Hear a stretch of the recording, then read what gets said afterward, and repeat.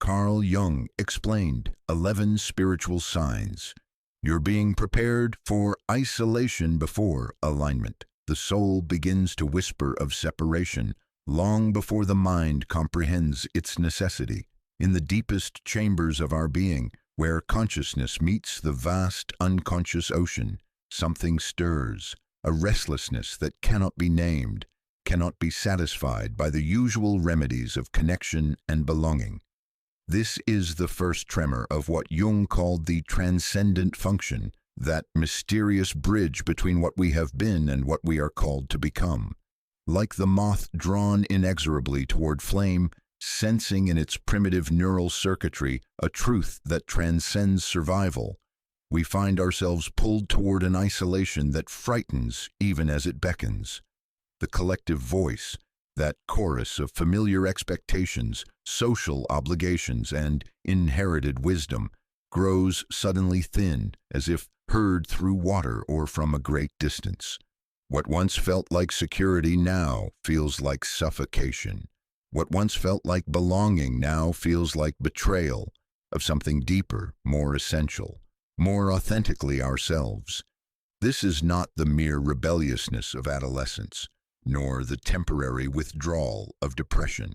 This is the psyche's ancient wisdom stirring, calling us toward the hermit's path, where true individuation awaits beyond the comfort of the crowd.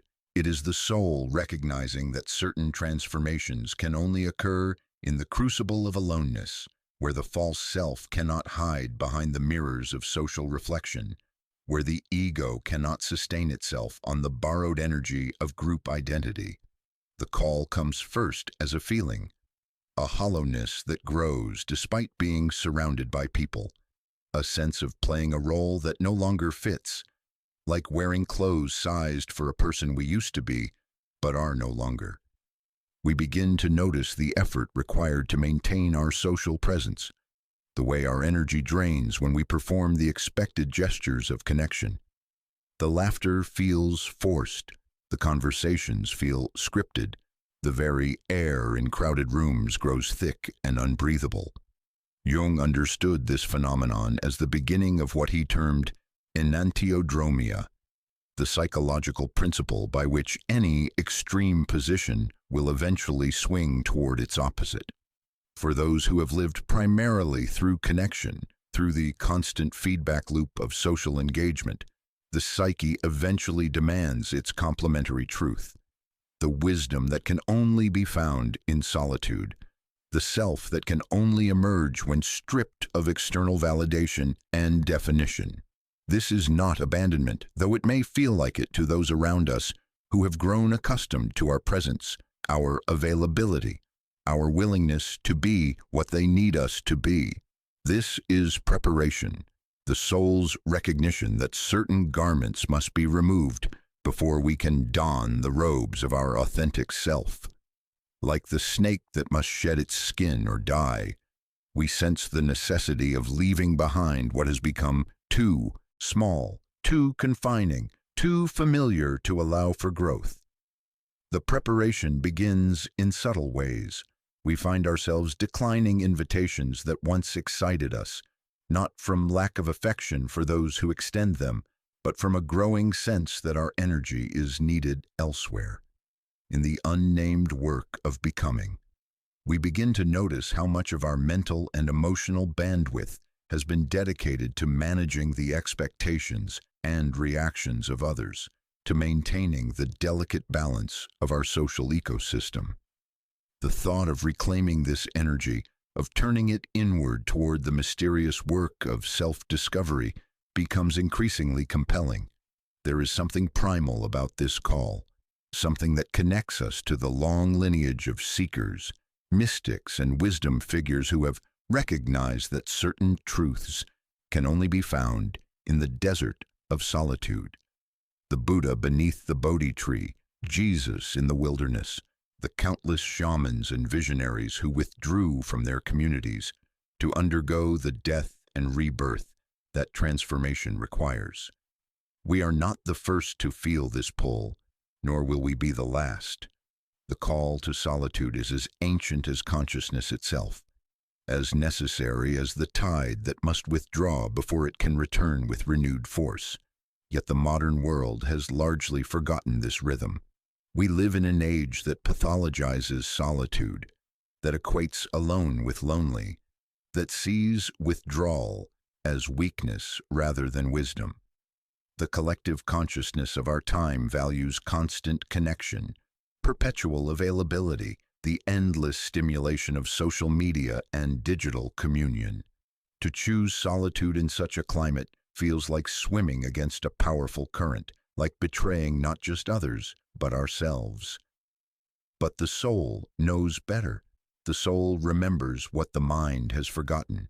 That individuation, the process by which we become who we truly are rather than who we think we should be, requires periods of separation, of incubation, of allowing the deep processes of psychological transformation to unfold without the interference of external demands and expectations.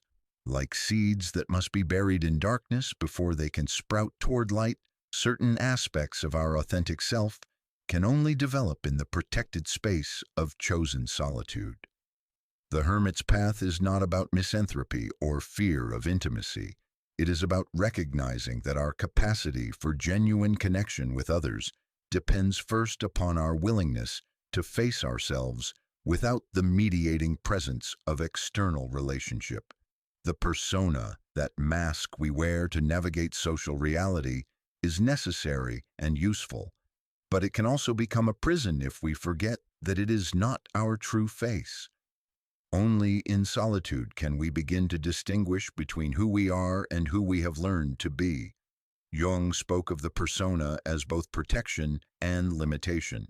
In our social interactions, we naturally emphasize certain aspects of ourselves, while downplaying others, creating a version of self that is acceptable, manageable, non-threatening. Over time, this crafted self can become so familiar, so automatic, that we mistake it for our complete identity. We forget the parts of ourselves that we have edited out, the impulses and longings and capacities that didn't fit the social role we chose or that was chosen for us. The call to solitude is the soul's rebellion against this reduction.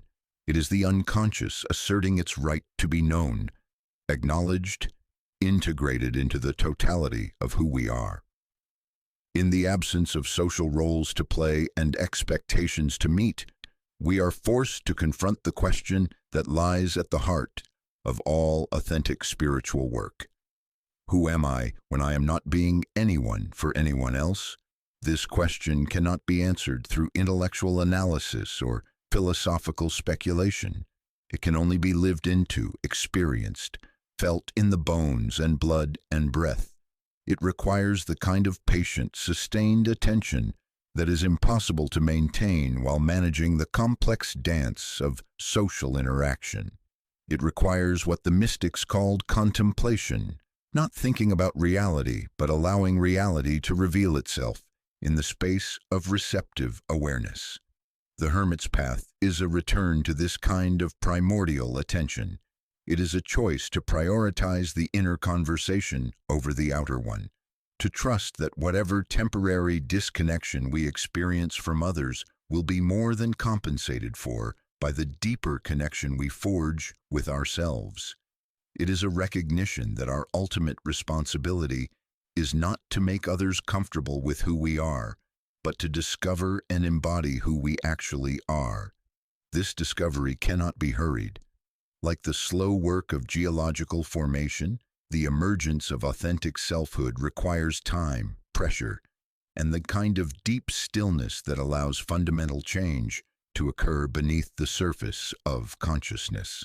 The hermit knows that transformation is not an event, but a process, not a destination, but a journey into the unknown territories of the soul.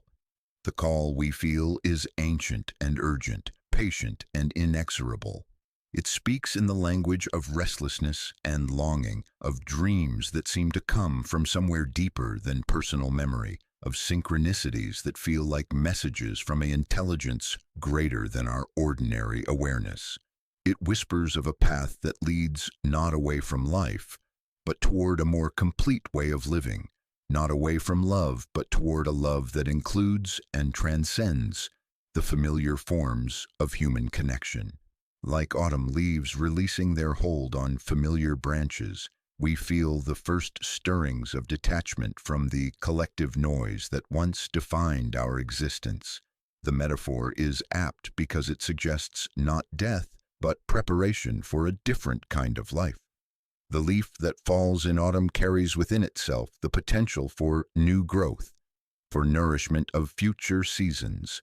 Its release is not abandonment, but participation in a larger cycle of renewal and transformation. So too with our movement toward solitude. We release our grip on the known configurations of self and relationship, not because they have failed us, but because we have grown beyond them. We step back from the familiar patterns of social engagement, not because we no longer care about others, but because we recognize that our caring has become habitual, automatic, a way of avoiding the more challenging work of authentic self-encounter. The hermit's path demands courage because it offers no guarantees. Unlike social connection, which provides immediate feedback and validation, solitude opens us to the unknown, to the spaces within ourselves that we have not yet explored. It asks us to trust in a process that cannot be controlled or predicted, to surrender the ego's need to know and manage and direct the unfolding of our lives. Yet this surrender is not passive resignation, but active participation in the deepest mystery of human existence, the transformation of consciousness itself. Jung recognized that individuation, the process by which we become conscious of and integrated with the totality of who we are, is the fundamental task of human development. It is the work that gives meaning to all other work, the journey that makes all other journeys possible. The call to solitude is the beginning of this great work. It is the soul's invitation to step away from the known and familiar, to enter the wilderness of our own psyche where the true treasures of human potential await discovery. Like all genuine invitations, it can be accepted or declined, embraced or ignored. But once heard, it cannot be unheard.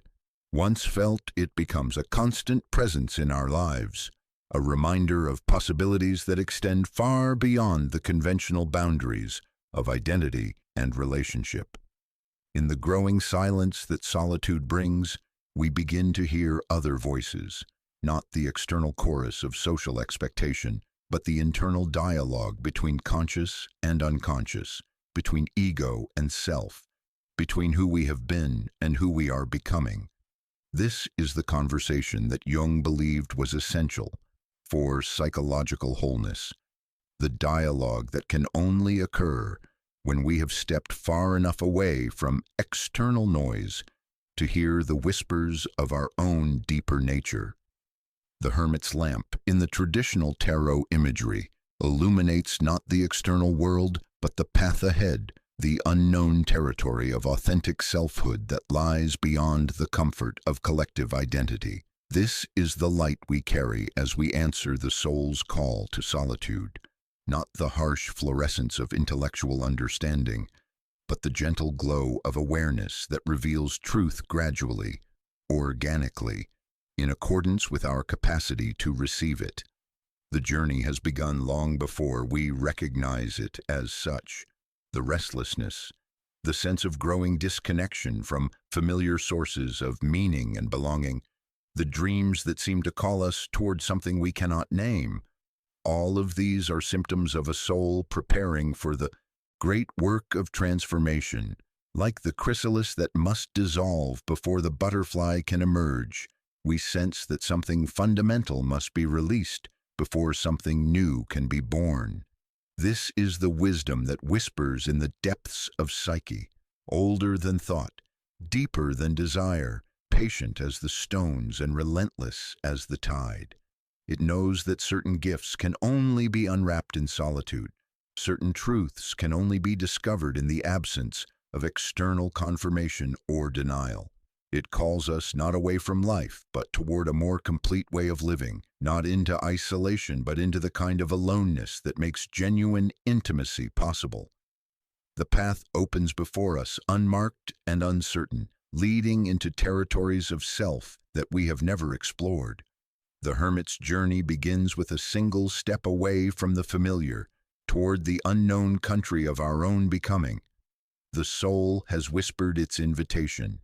The question that remains is whether we have the courage to accept it, to trust in the ancient wisdom that knows what we need better than our conscious minds can comprehend.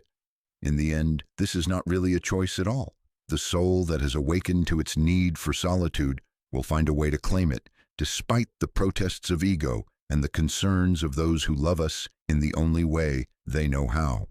The call is too deep, too essential, too connected to our fundamental nature to be permanently ignored or suppressed. We can delay our response, but we cannot ultimately refuse it. The hermit's path awaits, patient as eternity, certain as the dawn. What we once believed to be genuine bonds reveal themselves as mere projections of our unlived selves. In the harsh light of awakening consciousness, the comfortable illusions that sustained our social connections begin to crack like dried clay exposed to sudden rain. We discover, with a mixture of grief and liberation, that many of our most cherished relationships were built not upon the solid foundation of authentic recognition, but upon the shifting sands of mutual need, shared fantasy, and the desperate hunger for validation that characterizes the unconscious ego's approach to love. Jung spoke of the necessary destruction of our false identities. Here begins the dissolution of relationships that served only our ego's hunger for validation, making space for connections that honor the self.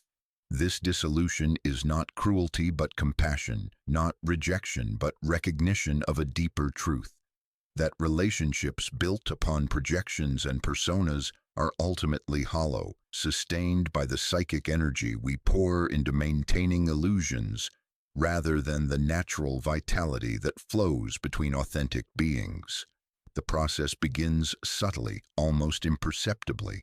We find ourselves growing weary of conversations that never seem to touch anything real, tired of interactions that feel like elaborate performances, where both parties are acting out roles they learned so long ago. They have forgotten they are roles at all. The automatic responses that once flowed so easily, the expected laughter, the appropriate concern, the reflexive agreement or disagreement, begin to feel forced, artificial, like words spoken in a language we no longer fully understand. In our growing solitude, stripped of the constant feedback loop of social interaction, we begin to see how much of what we called relationship was actually transaction. We gave affection to receive approval. We offered support to earn gratitude. We shared ourselves to secure belonging. These exchanges felt like love because they met our immediate needs, but they were love's shadow, the ego's attempt to fulfill through external means what can only be satisfied through internal integration. The persona we constructed to navigate social waters begins to crack under the pressure of authentic self-encounter, like an actor who has played the same role for so many years that they can no longer remember their original face. We have become identified with the mask we wear in social situations: the helpful friend, the dutiful child, the successful professional, the understanding partner. These roles, while serving important functions, have gradually consumed our sense of authentic identity. But the self, that deeper center of our being that Jung recognized as the true architect of our individuation, will not be indefinitely contained within these narrow confines. In the space that solitude creates, away from the external pressures that reinforce our persona, the authentic self begins to stir, to stretch, to demand recognition and expression. This awakening is both exhilarating and terrifying because it reveals how much of our life has been lived secondhand, filtered through the expectations and projections of others. We begin to notice the subtle but persistent ways in which our relationships have required us to edit ourselves, to emphasize certain qualities while suppressing others, to become smaller or larger than our natural size in order to fit the shape that others need us to fill. The friend who needs us to be perpetually cheerful to distract from their own depression. The family member who requires us to remain childlike to maintain their sense of authority. The romantic partner who loves not who we are, but who they imagine we could become with their guidance and influence. These dynamics become visible only when we step far enough away to gain perspective, like stepping back from a painting to see the whole composition rather than losing ourselves in individual brushstrokes. From the vantage point of chosen solitude, we can see how much energy we have invested in maintaining relationships that, while comfortable and familiar, have gradually become prisons for our authentic self-expression. The recognition brings grief, not only for the time and energy we feel we have wasted, but for the genuine care we feel for those whose projections we have been carrying. We realize that in allowing ourselves to be loved for who we are not, we have participated in a kind of mutual deception that has served no one's deepest interests. The friend who needs us to be strong has been deprived of the opportunity to develop their own strength. The partner who loves our potential rather than our actuality has been prevented from encountering us as we truly are. This is the shadow side of what our culture calls codependence, not merely the obvious cases of addiction and enabling, but the subtle ways in which we become entangled with others' unlived lives, carrying their disowned qualities and unrealized potentials, allowing ourselves to be used as screens onto which they can project their own unintegrated aspects. Jung understood this phenomenon as one of the primary obstacles to individuation because it prevents both parties from encountering and integrating the fullness of their own nature. In the growing clarity that solitude provides, we begin to distinguish between relationships that support our authentic development and those that require us to remain fixed in patterns that we have outgrown. This discrimination is not cold or calculating, but emerges naturally from our increasing contact with what Jung called the self, that deeper center of being that knows what serves our genuine well-being and what does not. The process of dissolution rarely happens all at once. More often, it unfolds gradually, like the slow retreat of winter ice from a northern lake. We find ourselves less available for the kinds of interactions that once formed the substance of certain relationships. The long phone calls filled with familiar complaints and comfortable commiseration begin to feel draining rather than connecting. The social gatherings that revolve around shared grievances or mutual validation lose their appeal. The relationships that depend upon our willingness to play a fixed role become increasingly difficult to sustain. This withdrawal is not conscious cruelty, but unconscious wisdom. The psyche, in its movement toward wholeness, naturally begins to redirect energy away from patterns that no longer serve growth and toward the inner work of integration and self-discovery. We find ourselves less willing to maintain relationships that require us to split off parts of ourselves, less able to pretend enthusiasm for connections that feel hollow at their core. The other parties in these relationships often interpret our withdrawal as betrayal, rejection, or inexplicable change of heart. From their perspective, we have suddenly become different, less reliable, less available for the familiar patterns of interaction that once defined our connection. They may feel abandoned or confused, unable to understand what has shifted in us because the shift is largely invisible.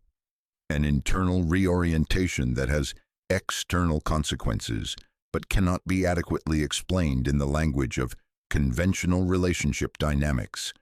We find ourselves in the difficult position of honoring our own growth while remaining compassionate toward those who are affected by it. This requires a kind of mature self-love that many of us have never learned, the ability to prioritize our own development without becoming defensive or hostile toward those who would prefer us to remain unchanged. It demands that we learn to disappoint others without collapsing into guilt or defensiveness, to maintain our own boundaries without building walls against genuine intimacy.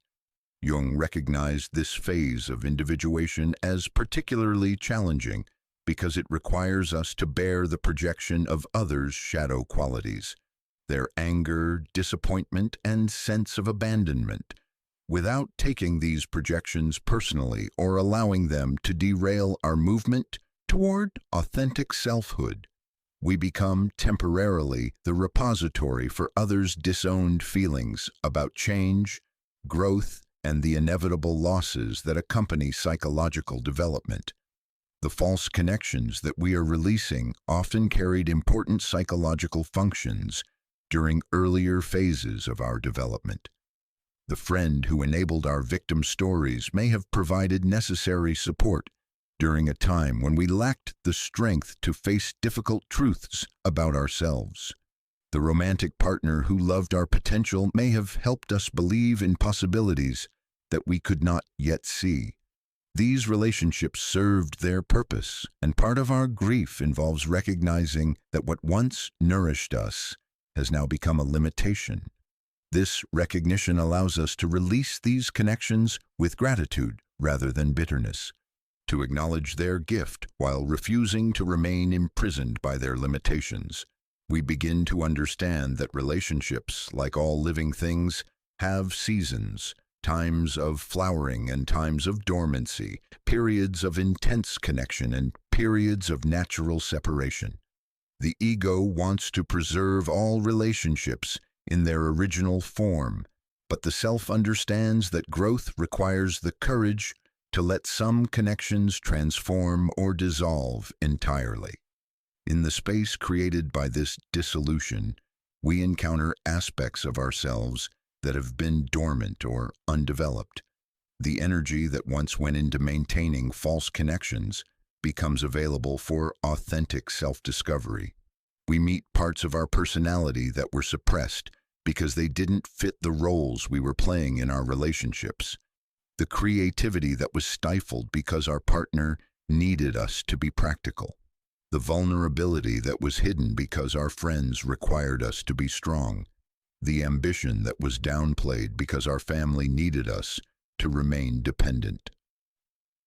These disowned aspects of self begin to emerge like flowers after a long winter, tentatively at first, then with increasing confidence as they find the space and safety to unfold. We discover capacities and desires that we had forgotten we possessed, dreams and aspirations that were buried beneath the weight of others' expectations and our own need to maintain familiar relationship patterns. This emergence is not always comfortable. The aspects of ourselves that we suppressed were often rejected for good reasons. They threatened the stability of our relationships, challenged the identity we had constructed, or seemed incompatible with the life we had built. Now, in the freedom that solitude provides, we must decide which of these suppressed qualities represent genuine aspects of our authentic self, and which were rightfully integrated into the shadow of our personality. The process requires the kind of discernment that can only develop through sustained self-observation and honest self-reflection. We must learn to distinguish between the voice of authentic selfhood and the voice of rebellion, between the impulse toward growth and the impulse toward destruction, between the movement away from false limitations and the movement away from necessary discipline and commitment.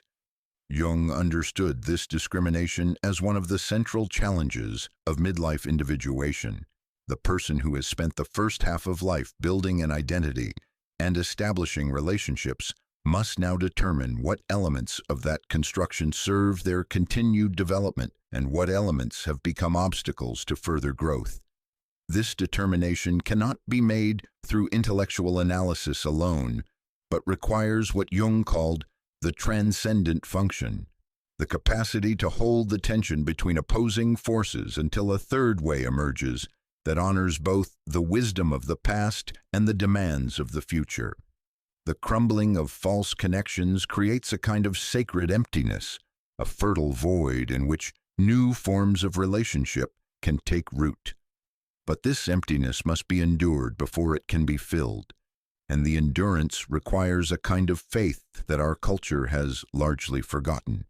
Faith in the wisdom of the psyche's own movement toward wholeness, trust in the possibility that what we are releasing will be replaced by something more authentic and nourishing. In the meantime, we live with the discomfort of not knowing, of having created space without yet knowing what will grow in that space. We must resist the temptation to fill the emptiness too quickly with new relationships that replicate the patterns of the old ones. The ego, uncomfortable with uncertainty and solitude, often rushes to recreate familiar dynamics with new partners, friends, or communities, transferring old projections onto new objects without having done the inner work necessary to change the fundamental patterns. The hermit's path requires that we resist this temptation, that we remain present to the emptiness and uncertainty long enough for genuine transformation to occur. This presence is not passive waiting, but active engagement with the process of dissolution and reconstruction that individuation demands. We must learn to befriend our own solitude, to find in our own company the qualities we once sought exclusively through relationship with others. This shift from external to internal sources of nourishment is perhaps the most significant aspect of this phase of development. We begin to discover that the validation we sought from others is available from the relationship between our conscious ego and the deeper self. The understanding we craved from friends can be found in compassionate self-observation. The love we pursued through romantic attachment emerges as we learn to embrace the fullness of our own nature, including those aspects we previously rejected or denied. This is not narcissism or self-indulgence, but the development of what Jung called the transcendent function, the capacity to maintain a conscious relationship with the unconscious, to engage in the ongoing dialogue between known and unknown aspects of self that provides the foundation for all authentic relationship. Only when we have established this internal relationship can we engage with others from a place of fullness rather than neediness, offering our genuine presence rather than a performance designed to elicit specific responses. The dissolution continues, sometimes rapidly, sometimes slowly, always in accordance with the deep wisdom of the psyche that knows how much change we can integrate at any given time. Some relationships end dramatically, with conflict and confrontation that forces the underlying dynamics into the open. Others fade gradually, like conversations that naturally come to an end when the participants realize they have nothing more to say to each other. Still others transform, surviving the death of their previous forms to be reborn in configurations that honor the authentic development of both parties. Through it all, we are learning to trust in the process itself, to have faith in the movement toward individuation even when we cannot see where it is leading us. We are discovering that the self, that deeper center of being that Jung recognized as the true architect of our development, has its own intelligence, its own timing, its own methods for guiding us toward wholeness. Our task is not to direct this process, but to cooperate with it, to remain conscious and willing participants in the great work of becoming who we truly are.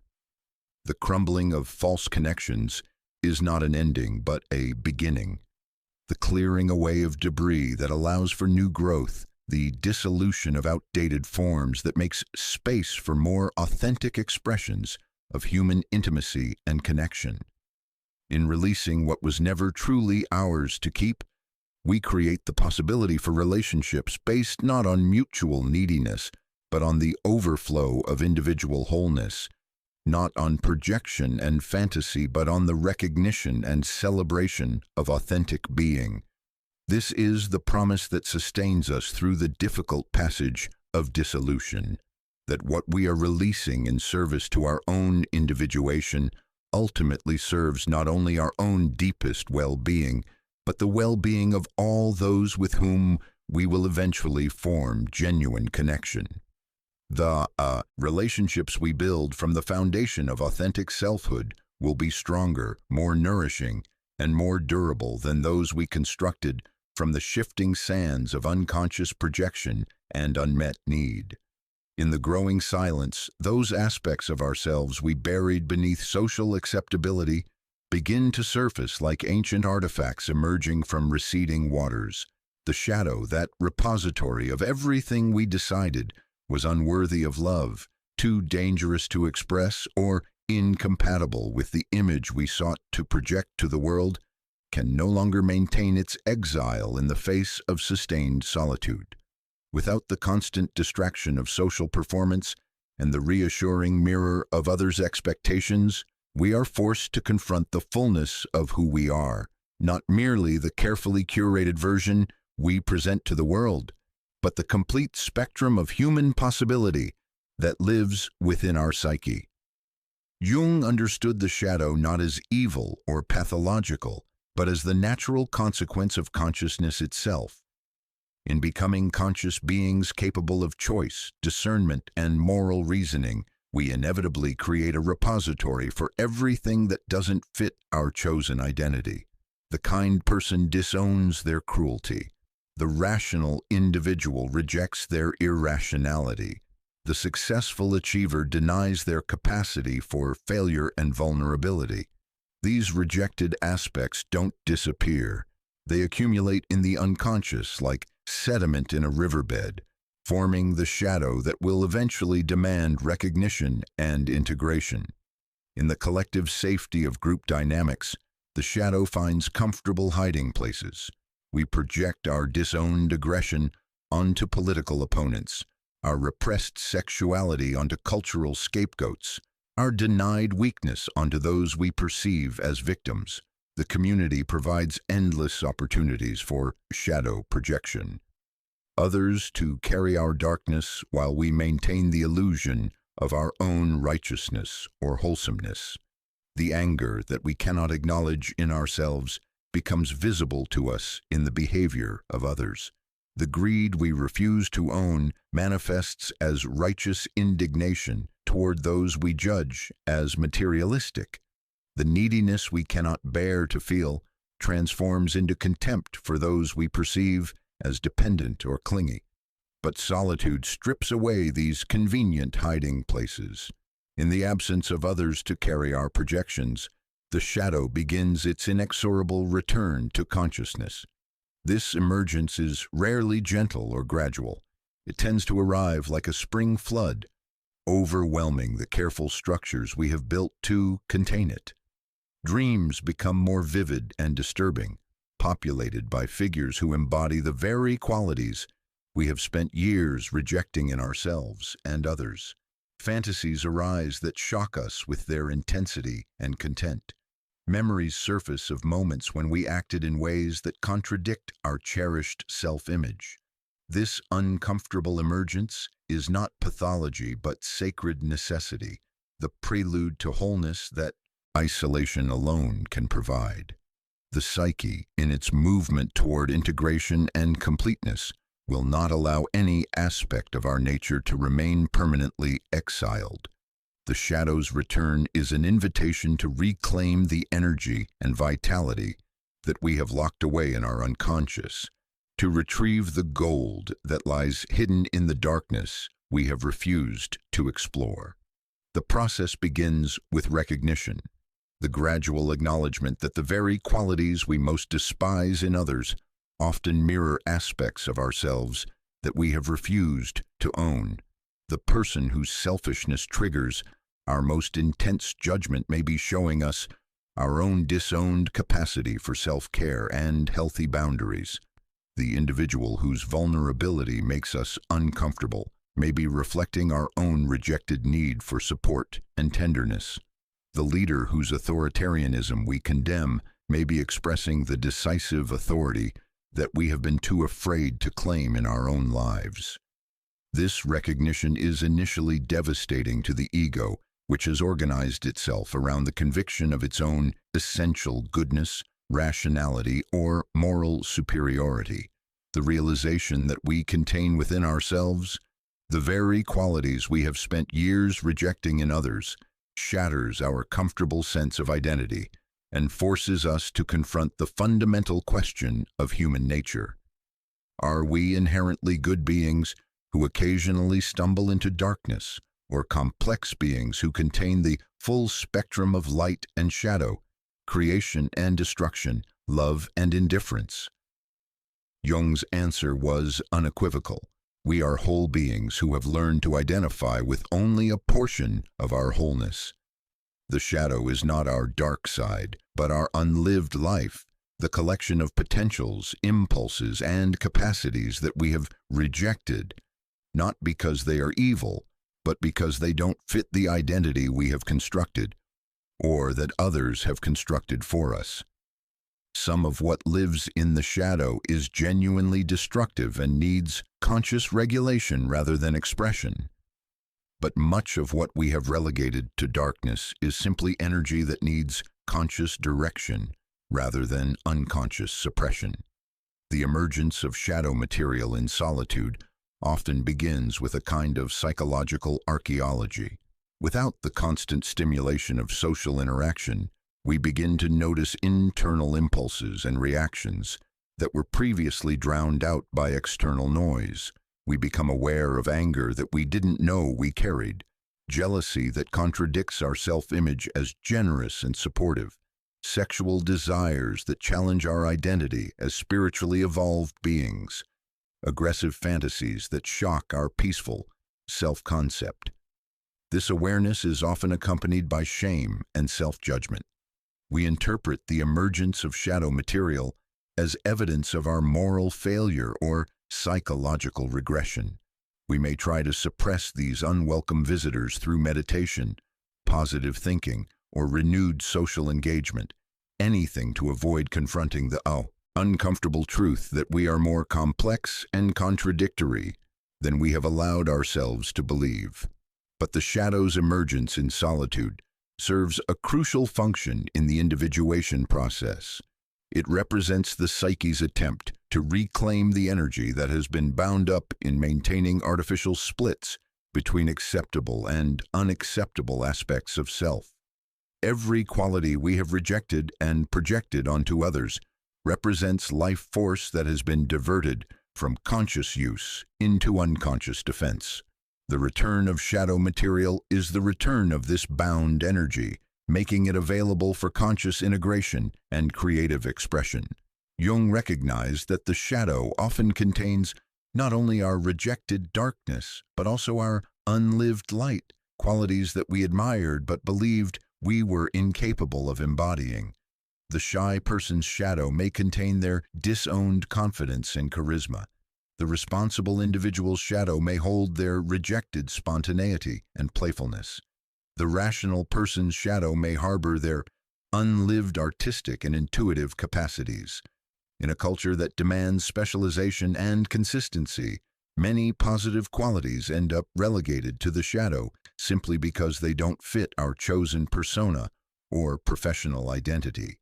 The integration of shadow material requires what Jung called the transcendent function, the capacity to hold conscious tension between opposing aspects of self without immediately resolving that tension through identification with one pole or the other. This is perhaps the most challenging aspect of individuation because it demands that we learn to contain contradictions rather than eliminate them, to embrace paradox rather than seek simplistic consistency, In practical terms, shadow integration begins with owning our projections, acknowledging that the qualities we most intensely react to in others are often mirrors of our own disowned potential. This ownership is not self-condemnation but self-completion, the recognition that human beings are complex creatures who contain multitudes, rather than simple beings who can be reduced to single characteristics or motivations. The hermit's journey provides the ideal conditions for this integration work because it removes the external distractions and pressures that make shadow recognition so difficult in social contexts. Without others to blame or project onto, without the constant reinforcement of our chosen persona through social feedback, we are forced to confront the fullness of our own nature. The silence becomes a mirror that reflects not only who we think we are, but who we actually are in all our magnificent and terrifying complexity. This confrontation often triggers what Jung called a dark night of the soul, a period of profound disillusionment and psychological upheaval as the ego grapples with the reality of shadow material. The comfortable stories we have told ourselves about our motivations and character are revealed as partial truths. At best, we discover that our generosity has been motivated partly by the need for approval, that our rationality has been used to avoid feeling, that our spirituality has been employed to bypass rather than integrate our humanity. This disillusionment is not a failure of spiritual or psychological development, but a necessary phase in the movement toward authentic selfhood. The ego must be sufficiently disturbed to release its grip on fixed identity and allow for the emergence of a more complete and honest relationship with the totality of our nature. The shadow's emergence forces us to expand our concept of self beyond the narrow confines of our preferred characteristics and begin to develop what Jung called a more differentiated consciousness. The process of shadow integration is rarely completed during the hermit's journey, but rather initiated in the solitude that allows for honest self-encounter. The work of integrating disowned aspects of self is lifelong, requiring ongoing attention and conscious choice about how to channel shadow energies, constructively rather than destructively. But the foundation for this work is laid in the kind of sustained self-observation that becomes possible only when we have stepped far enough away from social distraction to hear the whispers of our own unconscious. As shadow material emerges, we begin to notice patterns in our emotional reactions, insights into our behavioral motivations, and awareness of internal conflicts that we had previously attributed to external circumstances. We discover that much of what we believed was happening to us was actually being created by unconscious dynamics within us. The difficult people in our lives may have been reflecting our own unintegrated difficulties. The situations that repeatedly triggered us may have been mirrors of internal conflicts that we were projecting onto external circumstances. This recognition brings both humility and empowerment.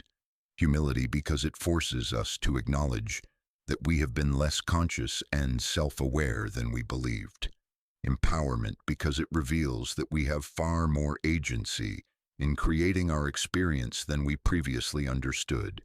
If our projections have been shaping our reality, then the integration of projections offers the possibility of consciously participating in the creation of a more authentic and satisfying life experience.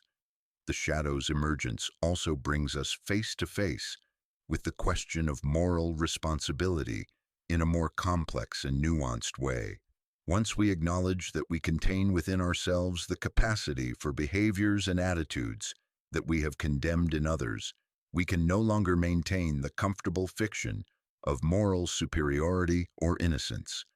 We are forced to develop what Jung called differentiated consciousness, the ability to discern between destructive and constructive expressions of shadow energies, rather than simply suppressing them entirely. This differentiation requires the development of what might be called moral imagination, the capacity to find creative and life-serving ways to express energies that might otherwise manifest destructively. The person who discovers their shadow anger might learn to channel it into advocacy for justice rather than personal attack. The individual who encounters their shadow greed might transform it into healthy ambition and material stewardship. The person who meets their shadow sexuality might integrate it into deeper intimacy and creative expression rather than compulsive or destructive behavior. The hermit's path provides the laboratory for this kind of moral imagination because it offers the time and space necessary for experimentation with new ways of being.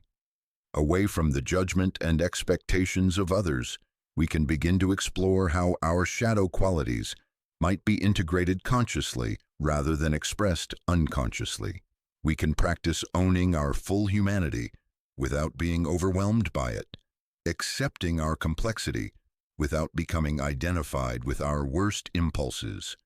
This integration work often reveals that qualities we believed were fixed aspects of our personality are actually more fluid and contextual than we had imagined. The person who believed themselves to be inherently gentle may discover situations where fierceness serves life better than kindness. The individual who identified as rational may find contexts where intuition and emotion provide better guidance than logical analysis. The shadow's emergence reveals that we are more adaptable and multifaceted than our fixed self-concepts have allowed us to believe. Jung understood this flexibility as essential for psychological health and creative living. The person who remains identified with a narrow range of characteristics and behaviors lacks the adaptability necessary to respond creatively to life's changing demands. The integration of shadow material expands our repertoire of responses, our capacity to meet different situations with different aspects of our nature, our ability to be authentically ourselves across a wider range of circumstances and relationships. The emergence of shadow material in solitude also brings us into contact with what Jung called the collective shadow, the disowned aspects of the culture and historical period into which we were born. We begin to see how our personal shadow has been shaped not only by family dynamics, but by cultural values, historical events, and collective unconscious patterns that extend far beyond our individual experience. This recognition connects us to the larger human story and helps us understand that our individual healing and integration serves not only our personal development, but the collective evolution of consciousness. In confronting our personal shadow, we also confront the ways in which we have unconsciously participated in collective shadow projections. The scapegoating of groups who carry qualities that the dominant culture refuses to own, the demonization of individuals who express energies that challenge collective comfort zones, the perpetuation of systems that allow some people to maintain the illusion of purity while others carry the burden of acknowledged darkness. This recognition brings both guilt and liberation.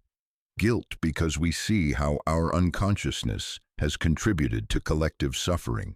Liberation because we recognize that consciousness is always an ongoing process rather than a fixed achievement, and that our willingness to own our shadow is a contribution to the collective healing that our world desperately needs. The hermit's encounter with shadow material is ultimately an encounter with the full spectrum of human possibility that lives within us. It is a recognition that we are neither saints nor sinners, but complex beings capable of both creation and destruction, love and indifference, wisdom and foolishness. This recognition is humbling because it destroys our illusions of moral superiority, but it is also liberating because it frees us from the exhausting effort required to maintain artificial purity. In the solitude that allows for honest shadow encounter, we begin to develop what Jung called a more realistic relationship with our own nature. one that includes compassion for our limitations, appreciation for our complexity, and commitment to the ongoing work of conscious choice about how we express the energies that live within us. We learn to see the shadow not as an enemy to be defeated, but as an aspect of wholeness to be integrated, not as evidence of our failure, but as material for our continued becoming. The emergence of shadow material marks a crucial phase in the hermit's journey because it represents the psyche's movement away from one-sided identification toward the kind of balanced consciousness that Jung recognized as the goal of individuation. In meeting and integrating the shadow, we take a giant step toward becoming complete human beings rather than partial ones, toward expressing our full humanity rather than edited versions of ourselves, toward living from wholeness rather than from the fragments of self that we have decided are acceptable or safe. This integration is not a destination but an ongoing process, not a one-time event but a lifelong commitment to staying conscious of the full spectrum of energies that live within us and choosing how to express them in ways that serve life rather than diminish it. The shadow's emergence in solitude provides the foundation for this lifelong work, the initial encounter with the complexity and richness of our own nature that makes all subsequent integration possible. There comes a moment in the journey of the soul when something fundamental must die. Not the body, not the mind, but something far more intimate, the carefully constructed self that has spent years, perhaps decades, bending and yielding to the unspoken demands of others. This death is not literal, yet it feels more real than any physical ending. It is the nigredo, the blackening, the first stage of the great work of becoming whole. Listen closely, for in this dying lies the seed of all authentic living. You have carried within yourself a figure, a shape-shifting phantom that learned, perhaps before you could even speak, that love was conditional, that acceptance came with a price, that to belong meant to disappear yourself into the expectations of others. This pleasing self became your survival mechanism, your social currency, your way of navigating a world that seemed to reward conformity over truth. But survival mechanisms, however necessary they once were, can become prisons when they outlive their purpose. This pleasing self was born in innocence, in the natural desire of a child to be held, to be cherished, to belong. It learned to read the subtle tensions in a room, to sense the unspoken needs of parents, teachers, friends. It became exquisitely attuned to the emotional weather of others, developing an almost supernatural ability to know what would make them comfortable, what would earn their approval, what would keep the peace. And somewhere in this process of becoming what others needed, the authentic self, the one Jung called the true self with a capital S, went underground, into hiding, into the depths of the unconscious, where it waited, patient as stone, for the day when it would be safe to emerge. That day is now, but emergence requires death, the death of the false self, the adapted self, the pleasing self that has worn your face for so long you almost forgot it was a mask. This dying feels like dissolution, like everything solid about your identity is being poured into an alchemical vessel and heated until it becomes liquid, formless, unrecognizable. The nigredo stage that medieval alchemists wrote about was not merely symbolic. It described a real psychological process, a necessary corruption that precedes all authentic transformation.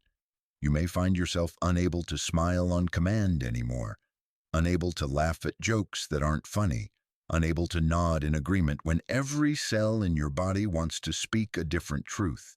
The automatic responses that once flowed so effortlessly now feel wooden, false, impossible to maintain. It's as if some essential mechanism has broken down, some inner compass has been recalibrated, and you can no longer navigate by the old stars. This is not breakdown. This is breakthrough. This is not pathology. This is psychology in its truest form, the soul asserting its right to exist without compromise. The pleasing self dies hard because it has been your protector, your diplomat, your way of avoiding the terrifying possibility of rejection. It whispers urgently that without it, you will be alone, unloved, cast out from the tribe. It shows you visions of isolation, of judgment, of the terrible vulnerability of standing in your truth, without the armor of others' approval. But these are the death throes of a system that no longer serves. The final, desperate attempts of an ego structure that senses its time has passed. The pleasing self cannot imagine a world where you could be loved for who you actually are, rather than for who you pretend to be, because it was born in a moment when such love felt impossible, when adaptation seemed like the only path to survival. Jung understood this process intimately. He called it the death of the persona, that mask we wear in public, that collection of attitudes and behaviors we've assembled to meet the expectations of our particular social world.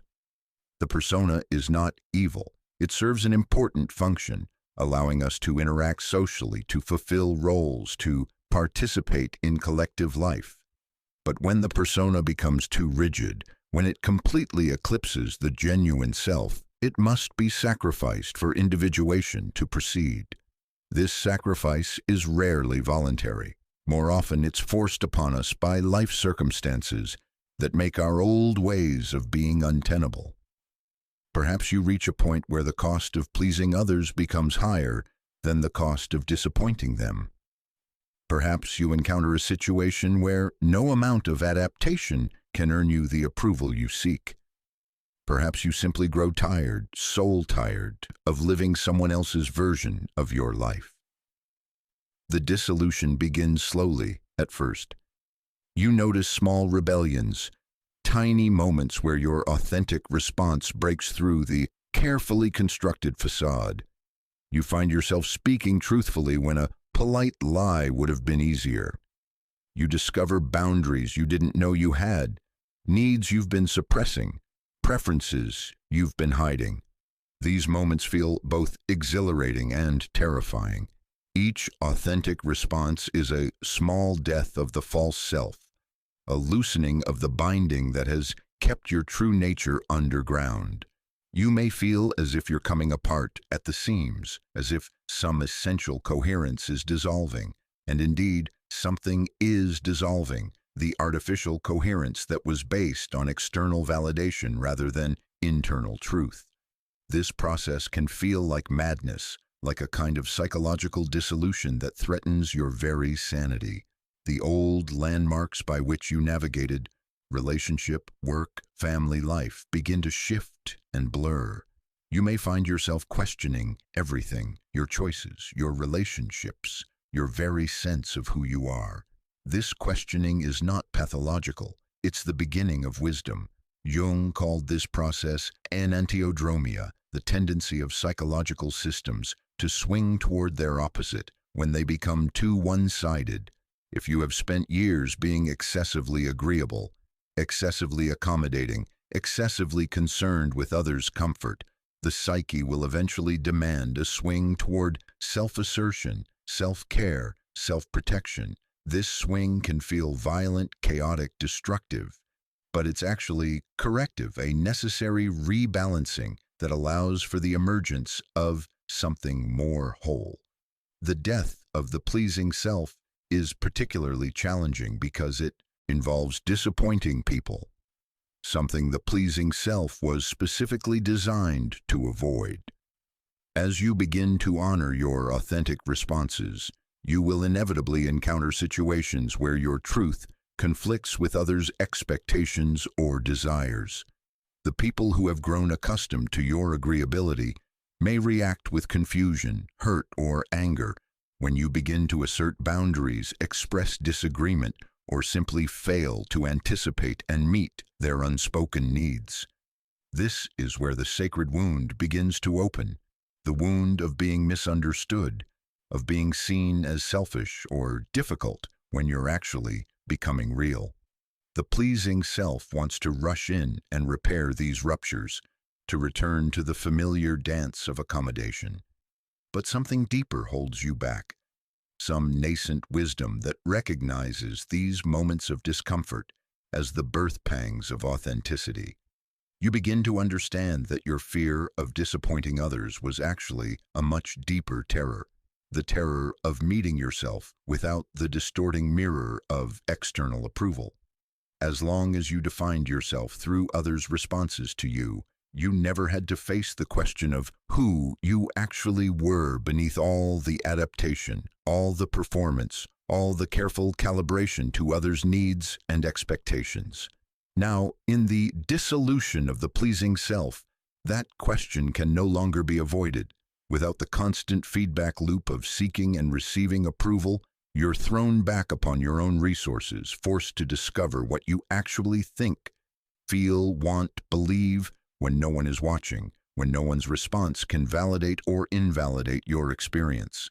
This return to yourself is simultaneously the most natural and the most terrifying thing imaginable. Natural because this is who you have always been, beneath the layers of conditioning and adaptation. Terrifying because this self comes with no guarantees, no promise that others will find it acceptable, lovable, or even tolerable. The alchemists understood that the nigredo stage, though necessary, is profoundly disorienting. Everything that seemed solid becomes fluid. Everything that seemed certain becomes questionable. The old maps no longer work because you're traveling through territory that can only be navigated by instinct, by the compass of your own inner truth. In this dissolution, you may discover aspects of yourself that have been buried for so long you forgot they existed. Anger that you've been swallowing for years may suddenly surface with volcanic force. Desires you've been denying may emerge with startling clarity. Creative impulses that you sacrificed on the altar of practicality may return with renewed vigor. Sexual energy that you've been channeling into people-pleasing may reclaim its rightful place in your psyche. These discoveries can be shocking, especially if they contradict the self-image you've carefully maintained. The pleasing self tends to be clean, safe, predictable, a carefully curated version of humanity that excludes anything too messy, too complicated, too threatening to the social order. But the authentic self contains multitudes, contains contradictions, contains the full spectrum of human possibility. Jung wrote extensively about the shadow, those aspects of ourselves that we've deemed unacceptable and pushed into the unconscious. The death of the pleasing self often coincides with the emergence of shadow material, as the psychological energy that was once used to maintain the false self is freed up to animate previously rejected aspects of our nature. You may find yourself experiencing emotions you've never allowed yourself to feel, expressing opinions you've never dared to voice, pursuing interests you've always dismissed as impractical or inappropriate. This isn't regression, it's integration. It's the reclaiming of lost parts of yourself that were sacrificed in service of social acceptability. The dying of the pleasing self is also the dying of a particular relationship to time, the anxious, future-oriented time of constant anticipation and adjustment. The pleasing self lives always slightly ahead of itself, scanning for the next cue, the next need to meet, the next expectation to fulfill. It experiences the present moment only through the lens of how it might be perceived or judged. As this orientation dissolves, you may find yourself dropping into a different kind of temporality, the eternal present where your actual experience exists, where your authentic responses arise, where your true self dwells. This shift can be profoundly disorienting for a psyche that has learned to live in the space between stimulus and response, in the gap where calculation and adaptation occur. You may feel suddenly, startlingly present in your own life, aware of sensations you've been ignoring, feelings you've been overriding, thoughts you've been censoring. This presence is both gift and challenge, because it makes impossible the kind of dissociation that allowed the pleasing self to function. You can no longer split your attention between your inner experience and your outer performance. The two begin to merge, creating a coherence that feels both wonderful and terrifying. The death of the pleasing self is not a one-time event, but a process, a series of small deaths and rebirths that occur over months or years. Each time you choose authenticity over approval, each time you honor your inner truth over external expectations, another layer of the false self dissolves. Each time you allow yourself to be disliked rather than dishonest, to be misunderstood rather than manipulative, to be real rather than agreeable, you participate in this sacred dying. And with each death comes a kind of resurrection, a glimpse of who you might be when you're not performing, not adapting, not pleasing. These glimpses come like flashes of lightning, illuminating a landscape you've never seen before, the landscape of your own authentic being. The process is not linear. You may find yourself oscillating between periods of dissolution and moments where you desperately want to return to the familiar comfort of the pleasing self. There may be days when the vulnerability of authenticity feels unbearable, when the simplicities of performance seem infinitely preferable to the complexities of truth. This oscillation is natural, necessary, and ultimately healing. You're learning to titrate the process, to move between states of being in a way that doesn't overwhelm your system or completely destabilize your relationships. You're discovering how to die to the false self without dying to life itself. As the pleasing self continues its dissolution, you begin to notice changes in your relationships. Some people may be delighted to encounter your emerging authenticity, as if they've been waiting all along for you to stop performing and start being. Others may react with confusion or resistance, having grown attached to the version of you that served their needs so well. These differential responses provide valuable information about the nature of your relationships.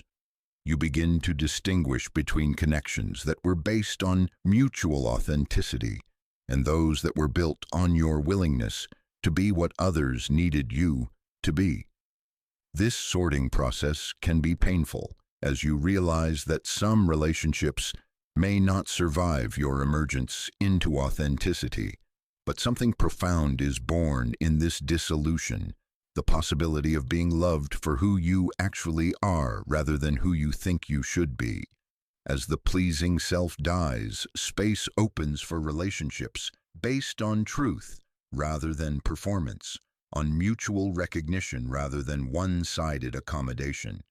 You begin to understand that the pleasing self, for all its apparent generosity, was actually a form of control, an attempt to manage others' responses to you, to guarantee certain outcomes, to avoid the radical uncertainty of simply being yourself and seeing what happens. Its death is the death of this illusion of control, this fantasy that you could earn love through perfect performance. In the ashes of this illusion, something far more precious is born, the capacity for genuine intimacy, for relationships where you can be held not despite your imperfections, but including them, where your full humanity is welcome rather than threatening. The death of the pleasing self ultimately reveals what you may have forgotten in all your years of adaptation, that you are inherently worthy of love, not because of anything you do or don't do, not because of any role you play or don't play, but simply because you exist. This worthiness was never contingent on your ability to please, though the pleasing self was born from the understandable but mistaken belief that it was.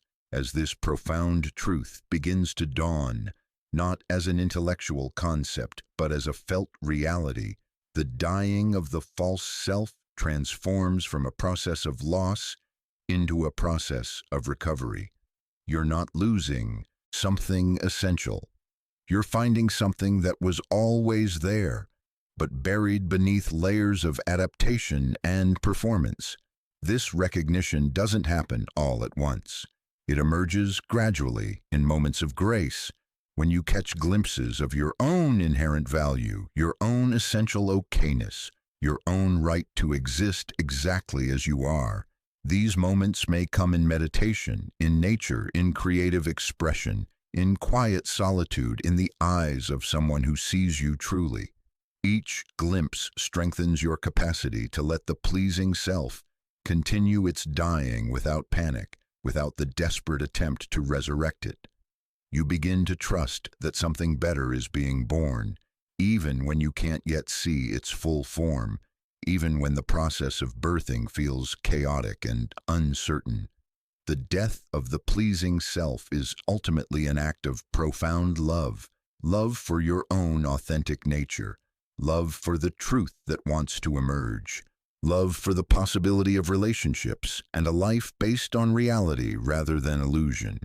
It's a love that's strong enough to tolerate temporary disappointment, misunderstanding, even rejection in service of something far more valuable. The possibility of being genuinely yourself in a world that often seems to reward anything but authenticity. This dying is sacred work, alchemical work, the kind of transformation that mystics and depth psychologists have been describing for centuries. It's the hero's journey turned inward, the death and resurrection that makes all other adventures possible. Without it, you remain trapped in the comfortable prison of others' expectations, forever a character in someone else's story, rather than the author of your own. As Chapter 4 of this inner journey concludes, you may find yourself in the heart of this dissolution, surrounded by the debris of who you thought you had to be, not yet knowing who you're becoming, but sensing, perhaps for the first time in years, that whoever emerges from this sacred dying will be worth the journey, worth the uncertainty, worth the radical courage it takes to let a false self die so that a true self can be born. As the noise of the external world begins to fade, as you withdraw from the constant chorus of voices, telling you who to be, how to think, what to want, something extraordinary happens. The subtle realm, long drowned out by the cacophony of collective expectations, begins to speak with unprecedented clarity. Your dreams become more vivid, more insistent, carrying messages that feel both foreign and familiar. Synchronicities multiply like wildflowers after rain. The whispered communications of your own psyche, no longer competing with the static of social noise, rise to audible levels.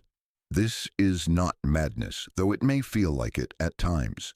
This is not psychosis, though the boundary between inner and outer reality becomes more permeable. This is the natural result of removing the interference that has been blocking the soul's communications with itself. When the radio of consciousness is no longer tuned to the frequency of others' expectations, it can finally receive the transmissions that have been broadcasting from the depths all along. Listen, do you hear it? That symphony of voices that emerges when the world grows quiet enough to receive them. The first voice you may notice is that of your dreams, where once they were perhaps forgotten fragments, half-remembered scenes that dissolved with the morning coffee. Now they arrive with the force of revelation. They come bearing symbols that feel charged with meaning, scenarios that seem to comment directly on your waking life, characters who speak truths you didn't know you knew. Jung understood dreams as letters from the unconscious, messages from the deeper self that compensates for the one-sided attitudes of waking consciousness. When you were absorbed in the role of the pleasing self, your dreams may have been muted, their compensatory function overwhelmed by the sheer volume of conscious adaptation. But now, as that false self dissolves, the dream world rushes in to fill the vacuum, offering guidance, warning, wisdom, and perspective from realms beyond the ego's narrow concerns. You may find yourself waking with images that linger long past sunrise, a recurring door that you're afraid to open, a landscape that feels more real than your actual bedroom, a conversation with someone who died years ago, but speaks with startling immediacy. These are not random neural firings or meaningless mental debris. They are the psyche's attempt to communicate in its native language of symbol and metaphor, offering perspectives that the rational mind alone could never reach. The amplification extends beyond the nocturnal theater of dreams. You may begin to notice that waking life itself becomes more dreamlike, more symbolic, more pregnant with meaning. The book that falls off the shelf just as you're contemplating a difficult decision. The stranger who speaks words you desperately needed to hear. The pattern of birds outside your window that seems to mirror the internal movement of your soul. Jung called these synchronicities, meaningful coincidences that suggest an underlying order, a hidden intelligence that connects inner and outer events in ways that transcend causality. When you were living primarily in the external world, focused on managing impressions and meeting expectations, these subtle connections were easily missed or dismissed. But now, turned inward, sensitized to the symbolic dimension of existence, you become a magnet for such experiences. Synchronicities are the universe's way of confirming that you're on the right path, that the withdrawal from external noise is creating space for a deeper kind of knowing to emerge. They serve as breadcrumbs on the trail of individuation, markers that you're moving in harmony with forces larger than your conscious will. The amplification of inner voices manifests in countless other ways. You may discover that meditation, once difficult or distracted, becomes effortless. Sitting in silence no longer feels empty but full of subtle movements, quiet wisdom, gentle guidance that emerges from depths you're only beginning to explore. The chatter of the monkey mind, once so dominant, settles into background noise as deeper currents of consciousness make themselves known. Intuitive flashes become more frequent and more reliable. You find yourself knowing things without knowing how you know them, sensing truths that haven't yet crystallized into rational understanding. The body becomes an oracle, speaking through sensations, tensions, and releases that carry information more precise than any external advisor could provide. You learn to read the language of your own nervous system, to trust the wisdom that lives in your cells, your gut, your heart. Creative impulses that may have been dormant for years suddenly surge to life. The withdrawal from external validation paradoxically frees creative energy that was previously bound up in seeking approval.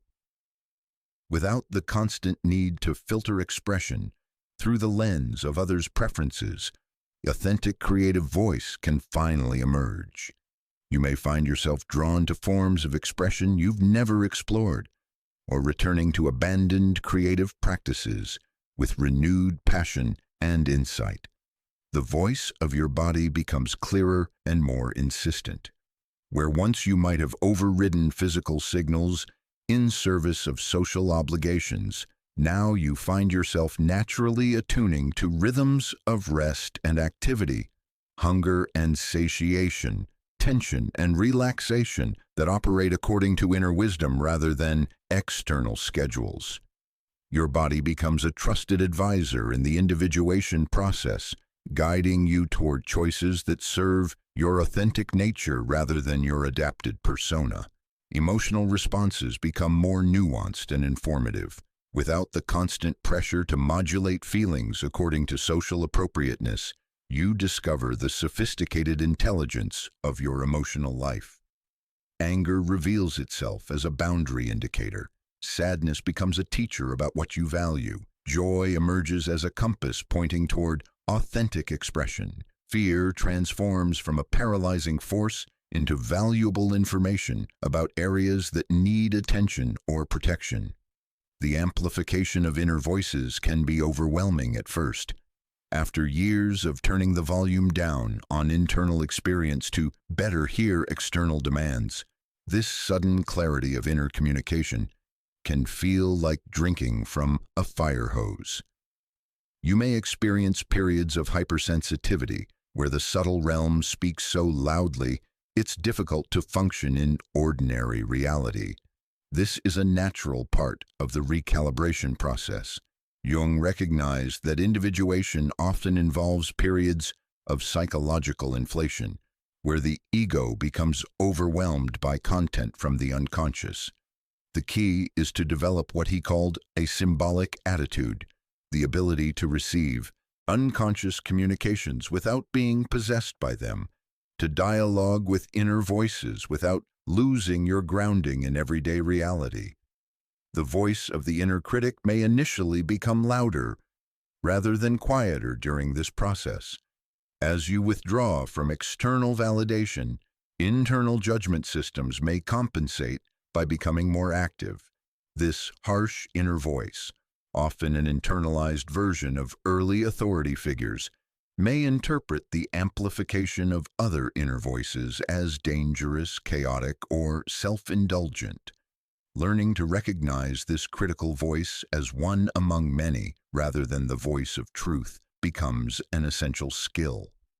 Alongside the critic, you may encounter what Jung called the inner opposites, voices that express aspects of your personality that were suppressed in service of social adaptation. If you've been excessively agreeable, you may hear the voice of healthy rebellion. If you've been overly responsible, the voice of playfulness may emerge.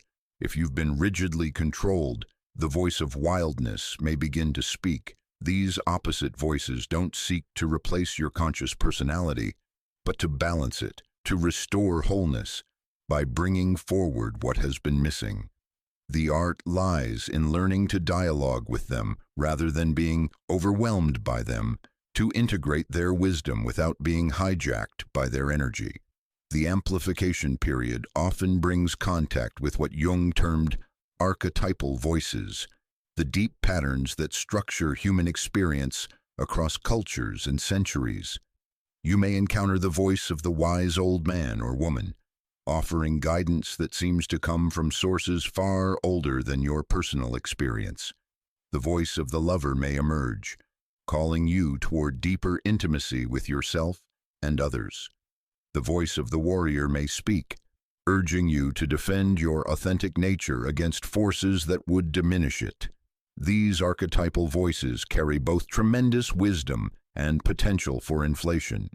The challenge is to receive their gifts without identifying completely with their power, to allow them to enrich your experience without consuming your individual identity.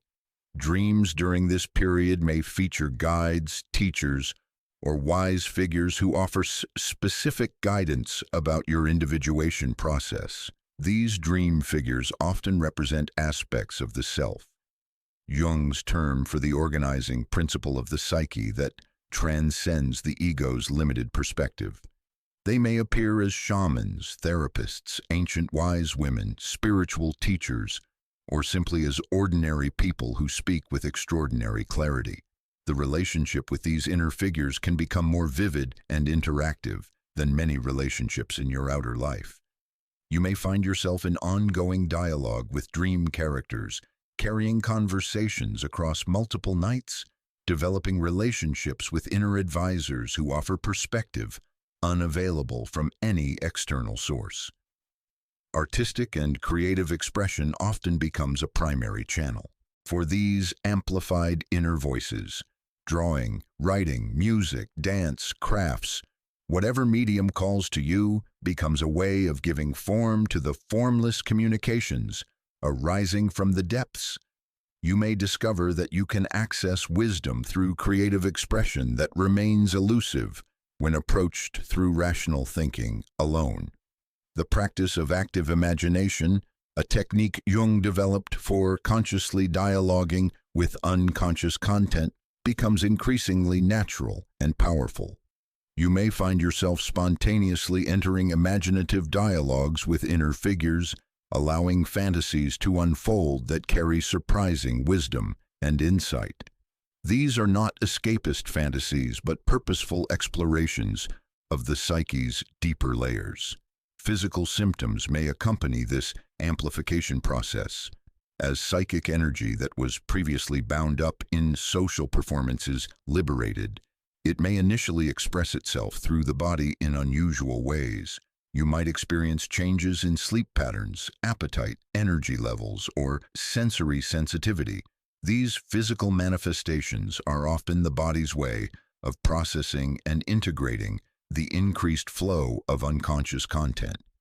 The amplification of inner voices often coincides with what feels like a thinning of the veil between conscious and unconscious realms. You may experience moments of what Jung called participation mystique, a dissolution of the usual boundaries between self and world, inner and outer, known and unknown. These experiences can be profound and transformative, offering glimpses of unity that transcend the ego's ordinary perspective. However, this permeability can also be challenging, especially in a culture that values clear boundaries and rational control. You may feel at times like you're losing your grip on consensus reality, like the solid ground of ordinary consciousness is becoming fluid beneath your feet. This is a normal part of the individuation process, but it requires careful navigation. Developing a practice of grounding becomes essential during periods of amplification. This might involve regular contact with nature, physical exercise, creative expression, or simply maintaining connection with trusted friends who can offer reality checks when needed. The goal is not to shut down the inner voices, but to develop the capacity to move fluidly between inner and outer worlds, without losing your bearings in either. The amplified inner voices often carry information about your life direction that contradicts the plans and expectations you've been carrying. You may receive clear guidance to change careers, relationships, living situations, or life patterns in ways that seem impractical or frightening to the rational mind. Learning to discern between authentic inner guidance and psychological reactivity becomes a crucial skill. This discernment develops through practice and patience. Authentic inner guidance typically has certain characteristics. It feels deeply resonant even when challenging. It remains consistent over time. It aligns with your deepest values even when it contradicts surface desires, and it carries a quality of expansion rather than contraction. The voices that emerge during this amplification period may speak in languages unfamiliar to your ordinary consciousness. They may communicate through sensation rather than words, through images rather than concepts, through knowing rather than thinking. Developing fluency in these subtle languages becomes part of the individuation process. You may find that certain locations enhance your ability to hear inner voices clearly.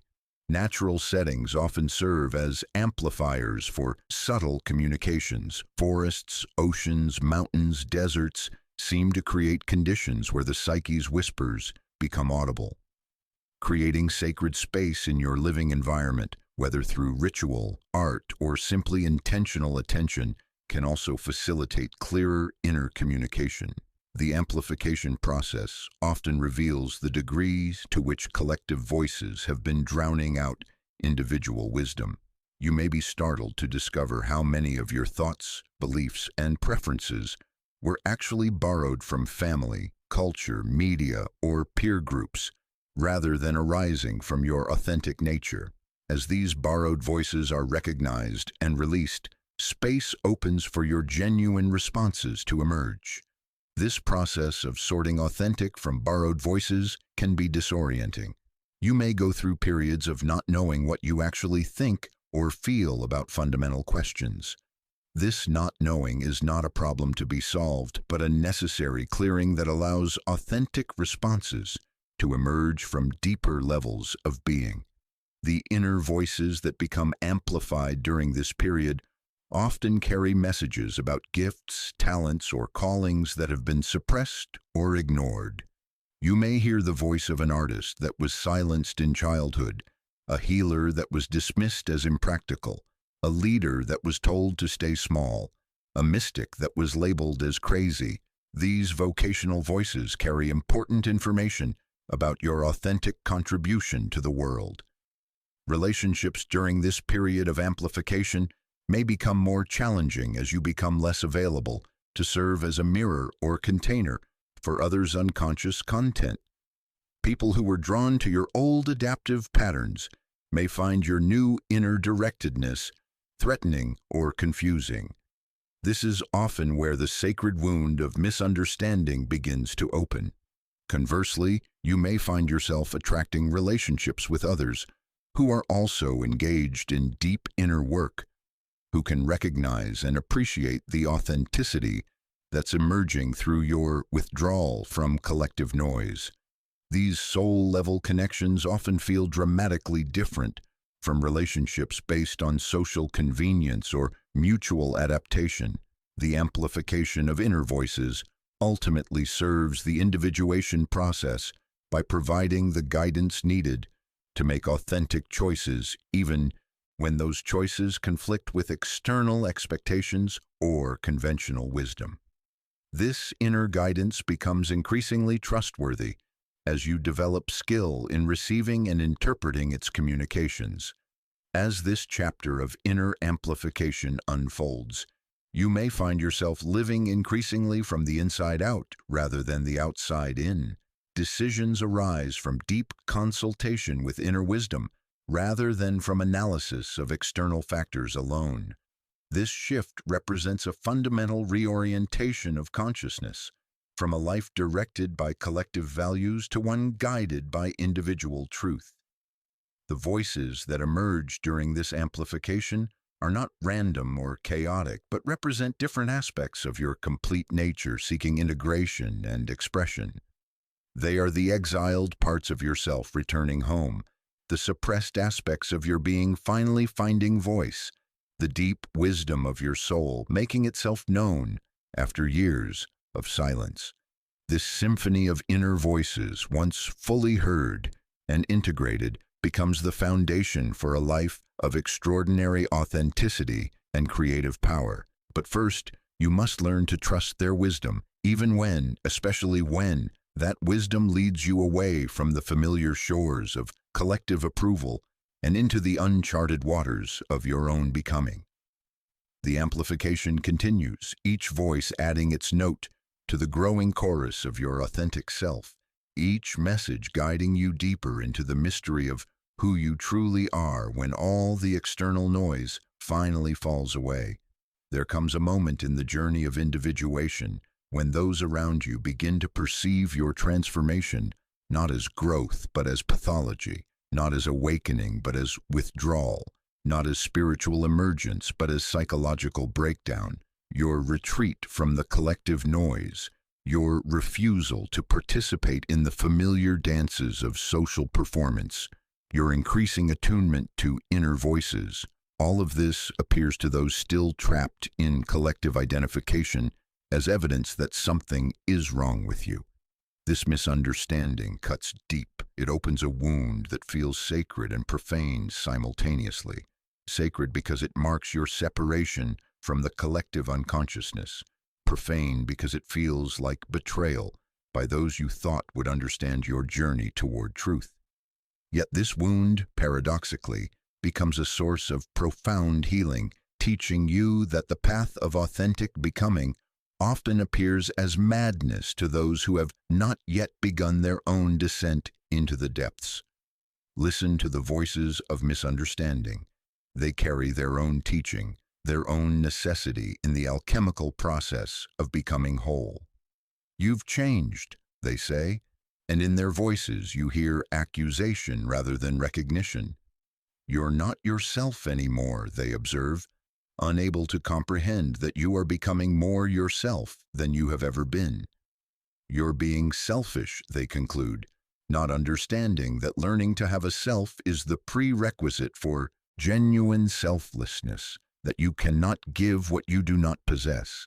The misunderstanding begins subtly, Perhaps they notice that you no longer laugh at jokes that aren't funny, no longer agree with opinions that feel foreign to your soul, no longer volunteer for every request that comes your way.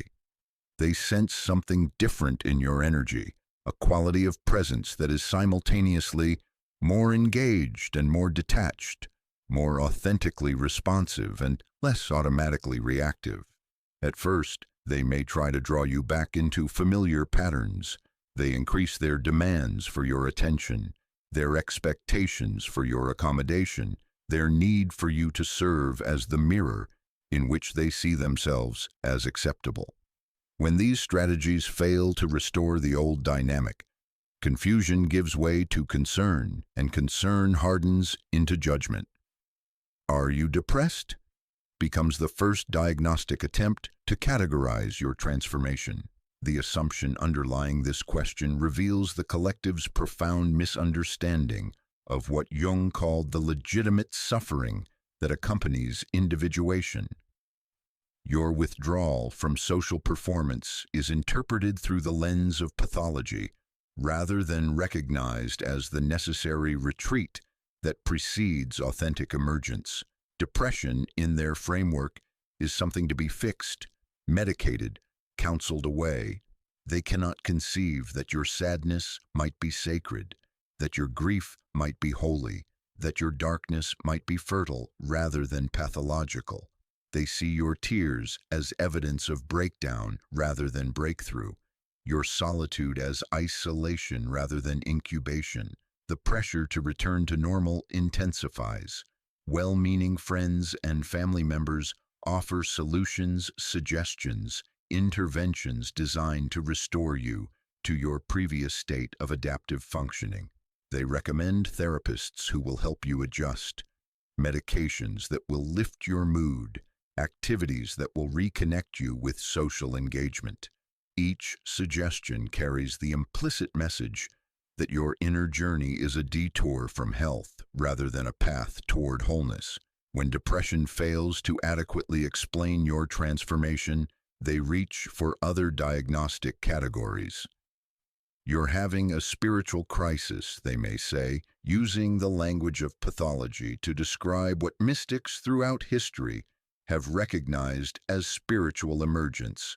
Or they may accuse you of spiritual bypassing, using spiritual practice to avoid the messy realities of human relationship and social responsibility. This accusation cuts particularly deep because it contains just enough truth to create doubt. There is indeed a kind of spiritual bypassing that uses meditation, metaphysics, and inner work to avoid the challenges of authentic relationship and social engagement. But what you are experiencing is not avoidance, it is preparation. You are not bypassing life, but learning to engage with it from a place of authentic presence rather than adaptive performance. The misunderstanding deepens when they observe your increasing sensitivity to subtle energies, your attention to dreams and synchronicities, your trust in inner guidance over external authority. These behaviors, which feel completely natural and necessary to you, appear to them as signs of disconnection from reality, as evidence that you are losing your grip on what they consider to be the real world. They cannot understand that you are not losing connection with reality, but discovering layers of reality that were previously invisible to you.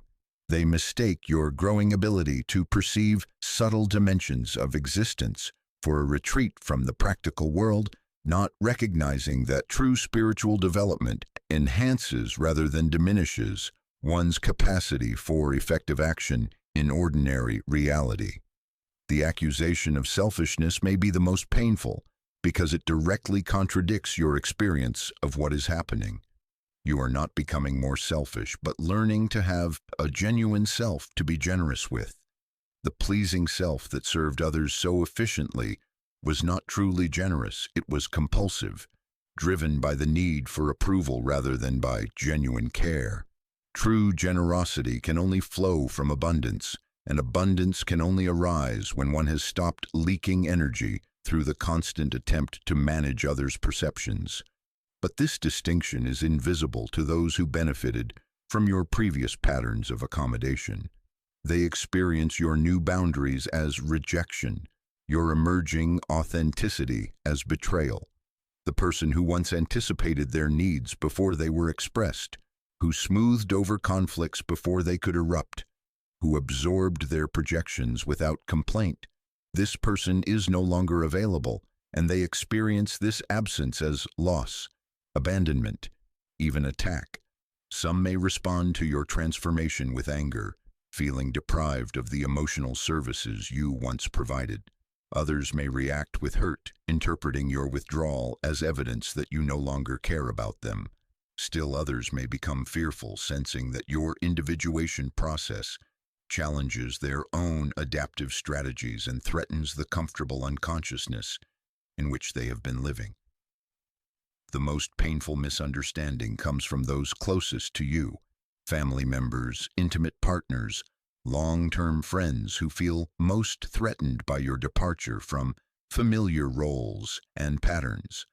They may accuse you of abandoning your responsibilities, of being ungrateful for their love and support, of choosing some abstract spiritual ideal over concrete human relationships. These accusations are particularly devastating because they contain elements that feel true. You are indeed changing the terms of your relationships, refusing to play roles that no longer serve your authentic development.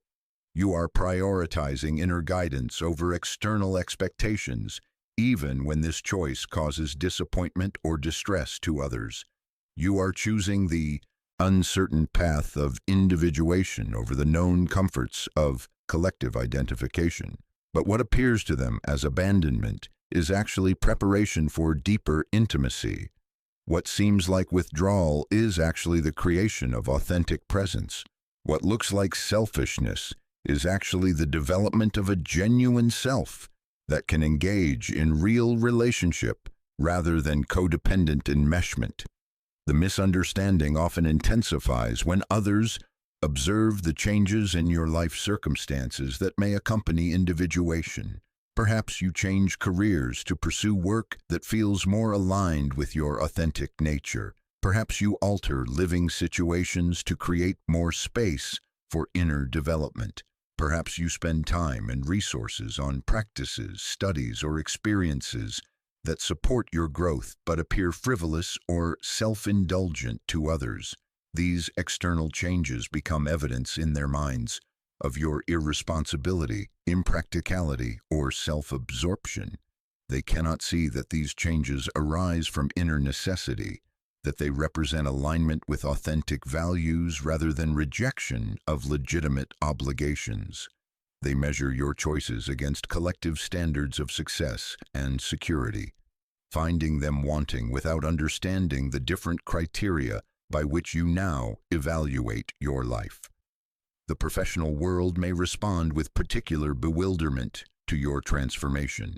Colleagues and supervisors who once relied on your willingness to overextend yourself, to suppress your needs for the good of the organization, to maintain harmony at the cost of authenticity, may find your new boundaries and authentic responses disruptive to established patterns of operation. Your refusal to participate in office politics, your unwillingness to pretend enthusiasm for initiatives that feel meaningless to you, your tendency to speak truthfully rather than diplomatically. These behaviors may be interpreted as lack of team spirit, poor attitude, or declining performance. The very qualities that mark your growth toward authenticity may be seen as evidence of professional deterioration. Romantic relationships often bear the greatest strain during periods of individuation. Partners who were attracted to your adaptive patterns may feel confused and threatened by your emerging authenticity. The person who fell in love with your willingness to merge completely with their needs and preferences discovers that you are developing your own needs and preferences that may not always align with theirs. The dance of intimate relationship must be completely relearned when one partner undergoes significant individuation. patterns of communication, decision-making, emotional regulation, and sexual expression that worked when you were operating from the pleasing self may no longer serve the authentic self that is emerging. This transformation can feel like the death of the relationship to partners who are not prepared to grow alongside you. There comes a moment in the hermit's journey when the external world recedes so completely that you become aware of something you have spent your entire life avoiding, the raw, unprocessed substance of your own emotional being. Like an alchemist sealed within the athanor of solitude, you find yourself both the vessel and the prima materia, the container and the contained, the observer and the observed, in this most sacred of transformations. The emotions that arise in this profound isolation are not the familiar feelings you have learned to name and tame in the company of others. These are the wild, primordial energies that existed before you learned to perform your persona, before you discovered the elaborate dance of social acceptability. They emerge from the depths of your psyche like ancient waters breaking through long-sealed underground chambers, carrying with them the mineral deposits of every unexpressed moment, every swallowed word, every feeling you deemed too dangerous to feel. Rage arrives first, often without warning or apparent cause. It is not the clean anger of injustice or the righteous fury of the wronged. This is something far more primitive, the rage of the soul against its own imprisonment, the fury of authentic being trapped within the crystallized structures of who you thought you had to be. It rises like molten metal in the crucible, red-hot and consuming, threatening to destroy everything it touches. Yet the alchemist knows that this fire is not the enemy, but the very agent of transformation. Without heat, there can be no separation of the pure from the dross, no liberation of the gold from its earthen prison. In the container of solitude, there is nowhere for this rage to go but through you. It cannot be discharged through argument or blame, cannot be deflected through the familiar mechanisms of projection and externalization. You must become spacious enough to contain it, strong enough to withstand its burning passage through the chambers of your being. This is not the passive endurance of the victim, but the conscious participation of the initiate who understands that every emotion, no matter how violent or unwelcome, carries within it a message from the depths of the self. As the rage burns through you, it reveals the layers of false accommodation beneath. You see how much of your life has been spent in unconscious resentment, agreeing to arrangements that violated your deepest truth, saying yes when your soul screamed no. The fire burns away these patterns of self-betrayal, leaving behind something raw but infinitely more honest, the uncompromising voice of your authentic nature, no longer willing to sacrifice itself on the altar of others' expectations. But rage is only the beginning. Once its fires have done their initial work of clearing, grief arrives like a tide that has been held back by invisible dams for decades. This is not the clean sorrow of specific loss, but the accumulated grief of a lifetime spent in exile from yourself. It is the weeping of the child who learned too early that love was conditional, the mourning of the dreamer who buried their visions beneath the weight of practical necessity, the lament of the soul that agreed to live a life smaller than its true proportions. In the depth of solitude, this grief has nowhere to hide. It fills the empty spaces of your being like water seeking its own level, finding every crack and crevice where pain has been stored. You grieve for the paths not taken, for the words not spoken, for the love not offered, because it felt too dangerous to reveal the tenderness at your core. You mourn the countless small deaths of compromise, the gradual erosion of spontaneity and wonder, the slow suffocation of your wildest and most beautiful impulses. Yet even as this grief threatens to drown you in its depths, you begin to recognize its alchemical function. like the dissolution stage of the great work, where all fixed forms must be returned to their fluid state before new creation can occur. This sorrow is washing away the calcified structures of who you thought you were. Each tear carries with it a piece of the false edifice, dissolving the rigid boundaries that have kept you separate from your own depths. The terror comes next, often in waves that seem to arise from the very cells of your body. It is the primal fear of dissolution, the ego's desperate clinging to its familiar structures even as they crumble away.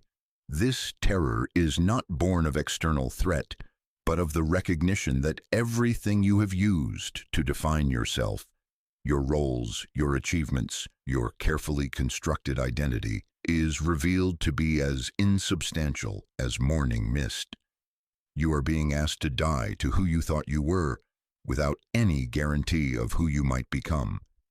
This existential terror is perhaps the most difficult aspect of the alchemical process to bear. Unlike rage or grief, which at least feels substantial and familiar, this fear seems to come from nowhere and everywhere at once. It whispers of madness, of complete dissolution, of falling into an abyss from which there is no return. Yet the wise alchemist recognizes even this terror as part of the sacred work, for it is only when we have truly faced the possibility of our own psychological annihilation that we can discover what remains when everything else falls away. In the deepest moments of this fear, something paradoxical begins to occur as you stop fighting against the dissolution, as you cease your desperate attempts to maintain the coherence of your familiar self-image.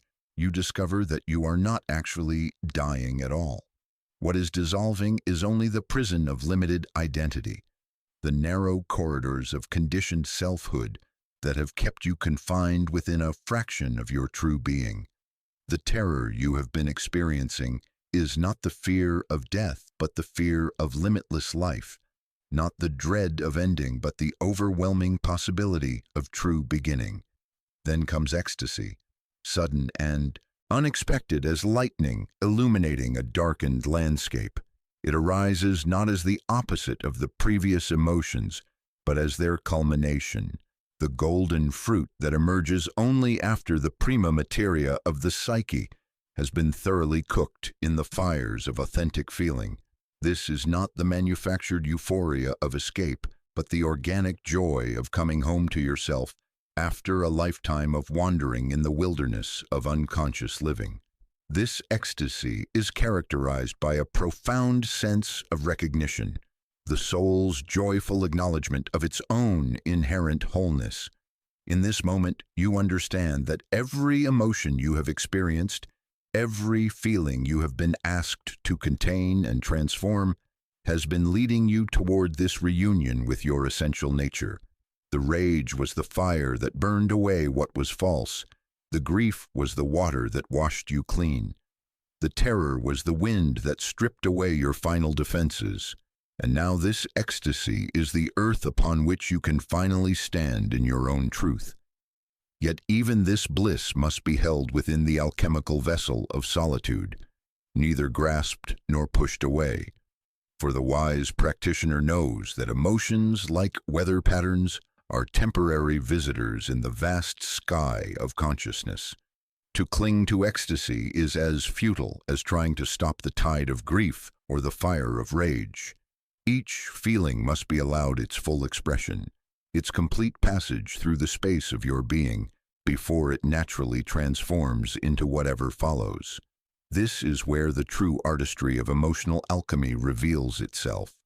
You learn to become like a master musician, not playing the emotions but allowing them to play through you, each one contributing its unique tone to the symphony of your becoming.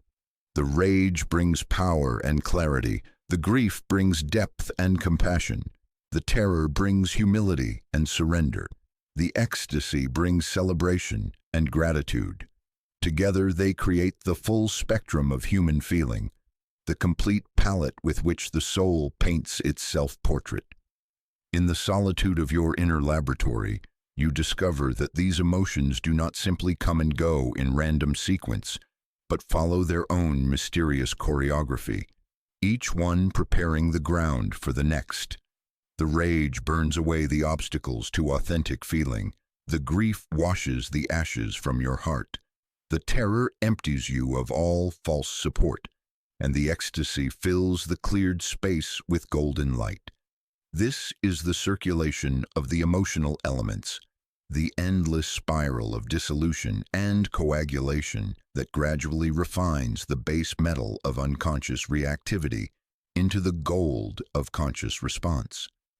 As this process deepens, you begin to understand that you are not merely experiencing emotions, but participating in the fundamental creative process of the universe itself. The same forces that drive the cycles of nature, the destruction and renewal of seasons, the death and rebirth of stars, the endless transformation of matter and energy, are working within the microcosm of your individual psyche. You are not separate from the cosmic process, but an integral part of it, a conscious participant in the great alchemical work of existence itself. The isolation that once felt like punishment reveals itself as the necessary condition for this sacred labor. Only in the protected space of solitude can these primordial emotions be safely felt and transformed. In the presence of others, there is always the temptation to perform, to modify your expression according to their expectations or needs. But alone with yourself, you can allow each feeling its full dignity, its complete expression, its natural transformation into wisdom.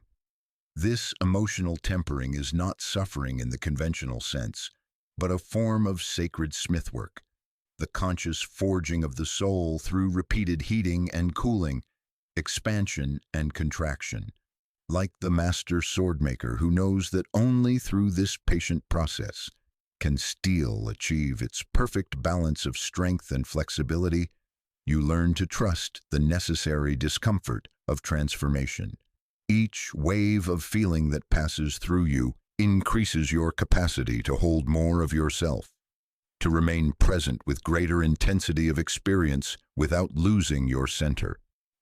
The vessel of your being, which may have cracked under the pressure of previous emotional storms, grows stronger with each cycle of purification.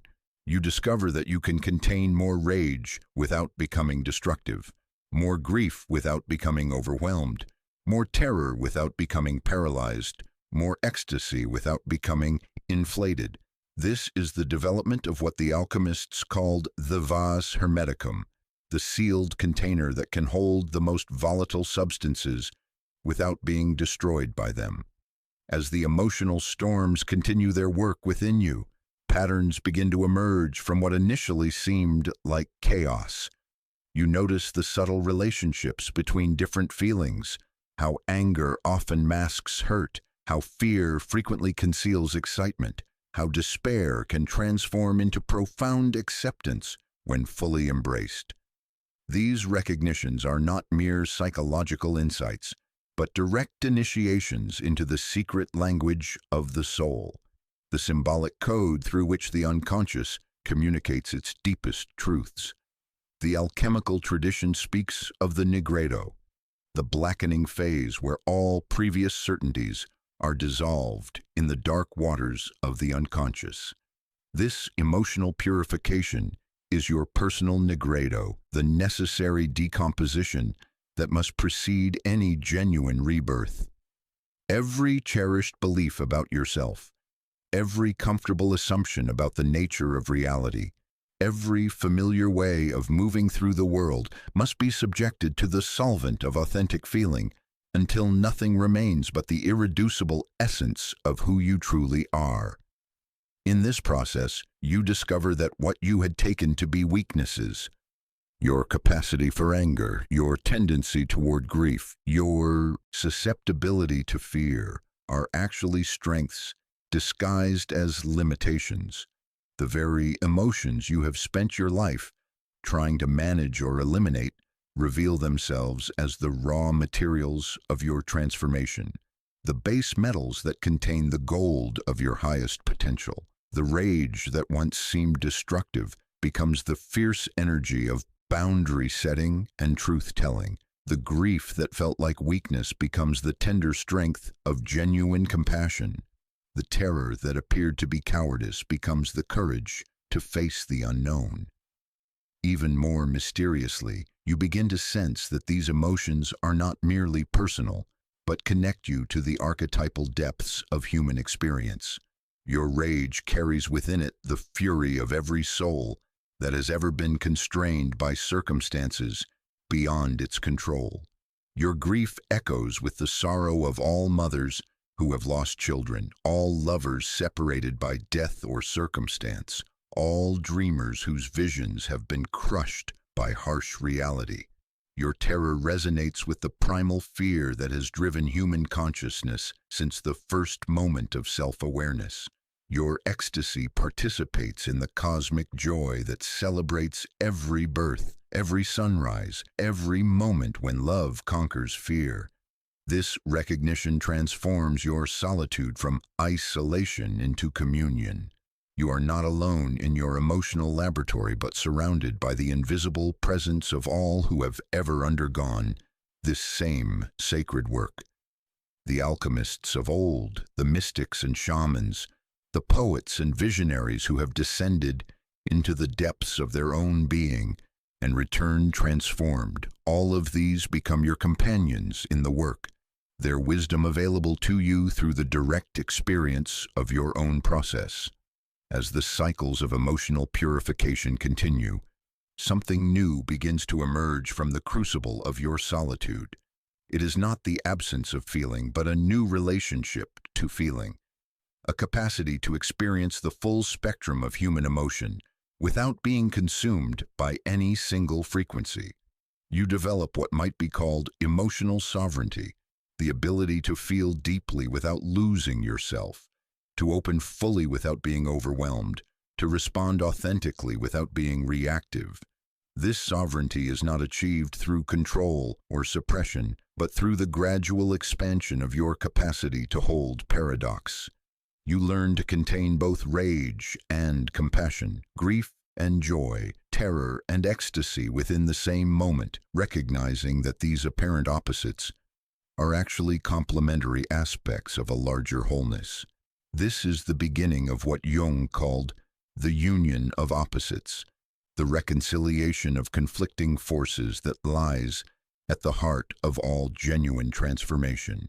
The gold that emerges from this long process of emotional distillation is not a static achievement, but a living quality of presence. You have not eliminated your capacity for difficult emotions, but transformed your relationship to them. They no longer possess you, but serve you, no longer control you, but inform you, no longer define you, but refine you. This is the true gold of the alchemical work, not the absence of base metal, but its conscious transformation into something precious and pure. In the final stages of this emotional purification, you recognize that the process itself has been the goal. The capacity to feel fully and authentically, to allow the natural circulation of emotional energy without interference or manipulation, to remain present with whatever arises. This is the treasure you have been seeking. You have become your own philosopher's stone, the miraculous agent that transforms everything it touches through the simple alchemy of conscious attention and unconditional acceptance. The solitude that began as a crucible of suffering reveals itself as a sanctuary of becoming. Within the protected space of your own presence, you have learned to midwife the birth of your authentic self, allowing each emotion its necessary contribution to your emergence. You understand now that this work could only be accomplished alone in the secret laboratory of your own heart, where no external authority could interfere with the delicate processes of inner transformation. As this chapter of your journey draws toward completion, you carry within you the hard-won wisdom of emotional alchemy. You know that feelings are not problems to be solved, but energies to be transformed, not enemies to be conquered, but allies to be honored. You have learned the secret that the ancient alchemists encoded in their mysterious symbols, that the gold we seek is not separate from the lead we begin with, but hidden within it, waiting to be revealed through the patient application of conscious fire. This knowledge will serve you well in whatever lies ahead, for you have developed the most essential skill of the spiritual life, the ability to remain present with your own experience, whatever form it takes. You have become both the alchemist and the gold, the seeker and the sought, the question and the answer in the eternal dialogue between soul and self. That is the true purpose of human incarnation. In the deepening silence of your solitude, when the familiar voices of the outer world have faded to whispers and then to nothing at all, another voice begins to emerge from the depths of your psyche. It speaks with an authority you do not recognize yet somehow remember, carrying qualities that feel both foreign to your conscious identity and intimately familiar to your soul. This is the voice of your contrasexual other, the anima if you are masculine in your primary identification, the animus if you are feminine, rising from the unconscious depths where it has waited, perhaps for decades, to be acknowledged and integrated. This inner figure has been with you always, though you may have spent your entire life unconscious of its presence. It has lived in the shadows of your psyche, projected outward onto lovers and friends, idealized figures and romantic fantasies. Anyone who seemed to carry the missing pieces of your own completeness. Every time you felt that electric recognition in another's presence, every moment when you sensed that someone else held the key to your fulfillment, you were actually encountering your own disowned contrasexual nature reflected back to you through the mirror of relationship. But now, in the stark honesty of solitude, there is nowhere for this inner figure to hide, no external screen upon which to project its compelling presence. The anima or animus emerges not as a gentle whisper, but as a force of nature, demanding recognition with all the accumulated power of everything you have sought in others but never found within yourself. This confrontation is both the most terrifying and the most liberating encounter of the individuation journey, for it strips away the fundamental illusion that wholeness can be found anywhere but within the depths of your own being. For those who carry masculine consciousness as their primary mode, the anima appears as the embodiment of everything that has been excluded from their carefully constructed identity. She rises like Venus from the foam of the unconscious, carrying qualities of receptivity, intuition, emotional fluency, and creative inspiration that the ego may have long dismissed as weakness or irrelevance.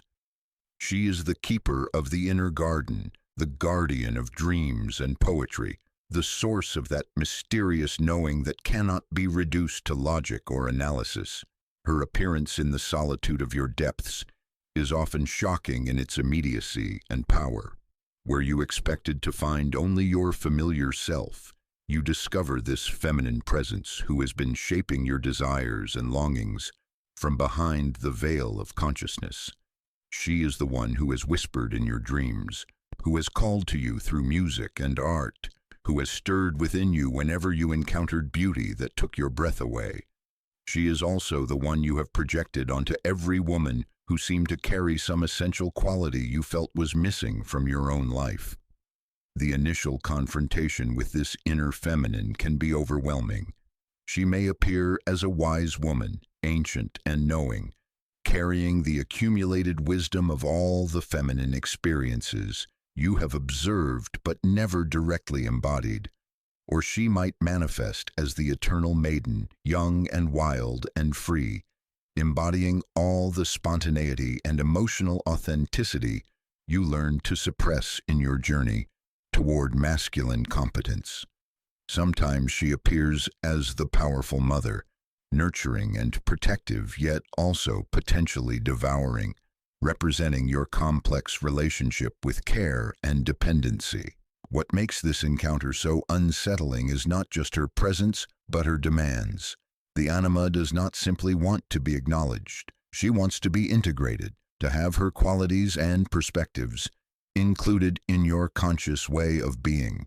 She challenges the rigid boundaries of your masculine identity, asking you to make room for tenderness without weakness, for intuition alongside logic, for receptivity that does not diminish your capacity for action. This integration requires nothing less than the death of your one-sided development and the birth of a more complete way of being. For those whose primary consciousness is feminine, the animus emerges with equally transformative power, though his qualities and challenges are distinctly different. He appears as the embodiment of focused will, rational discrimination, spiritual authority, and creative action, all the capacities that may have been underdeveloped in a psyche that has emphasized relationship, nurturing, and emotional attunement above all else. The animus often manifests first as an inner critic, that harsh voice that judges and evaluates everything according to external standards of achievement and worthiness. But beneath this sometimes destructive surface lies a more constructive presence, the inner king, the wise father, the spiritual warrior who can provide structure and direction to the rich, emotional, and intuitive life of feminine consciousness. He is the one who can help transform feelings into action, inspiration into manifestation, dreams into reality. His emergence in solitude can be equally jarring, for he challenges the feminine psyche's tendency toward endless receptivity and adaptation. He demands boundaries where there have been none, asks for clear decisions where there has been endless deliberation, calls for individual authority where there has been collective harmony. He is the voice that says enough when relationships become self-sacrificing, the energy that pushes toward achievement and recognition when the feminine ego would prefer to remain safely in the background. The confrontation with the animus can feel like meeting a stranger who has been living in your basement for years, accumulating power and resentment in equal measure. He may appear as the demanding father you never had, the mentor who expects excellence, the lover who requires you to meet him in the realm of ideas and principles rather than simply in the comfort of emotional connection. His integration requires the feminine psyche to develop what it has often seen as masculine qualities: assertiveness, intellectual rigor, the capacity to stand alone in one's truth even when it threatens relational harmony. For both masculine and feminine consciousness, this confrontation with the contrasexual other represents a fundamental challenge to the security of one-sided identity. The ego structure that has been carefully built over decades of development suddenly finds itself face to face with everything it has excluded, everything it has deemed incompatible with its survival strategy. The masculine ego discovers that its strength has been purchased at the cost of flexibility and emotional depth. The feminine ego realizes that its capacity for relationship has sometimes come at the expense of individual authority and clear boundaries. What makes this encounter particularly intense in solitude is that there are no external relationships to moderate or soften the confrontation. In the company of others, the anima or animus can remain partially projected, its challenges diffused through the complexity of interpersonal dynamics. But alone with yourself, there is nowhere for this inner figure to hide, and nowhere for you to escape its demands for recognition and integration. The terror of this meeting often centers around the fear of losing your familiar identity entirely. If you have spent your life being competent and rational, the emergence of the anima's emotional and intuitive qualities can feel like a threat to everything you have built. If you have defined yourself through relationship and nurturing, the animus's demands for individual achievement and intellectual clarity can seem to threaten the very foundations of your self-worth. Yet this terror, like all the fears encountered on the individuation journey, conceals within it the promise of liberation. For the qualities that seem so threatening to the ego are actually the missing pieces of your own wholeness, the disowned aspects of your nature that have been seeking expression through projection onto others. The very characteristics that feel most foreign to your conscious identity are often the ones that hold the key to your next level of development and creative expression. The process of integration begins with simple recognition, acknowledging that this inner figure exists and has legitimate claims upon your attention. This is already a radical step, for it means admitting that your conscious identity, no matter how well developed, represents only a fraction of your total psychological reality.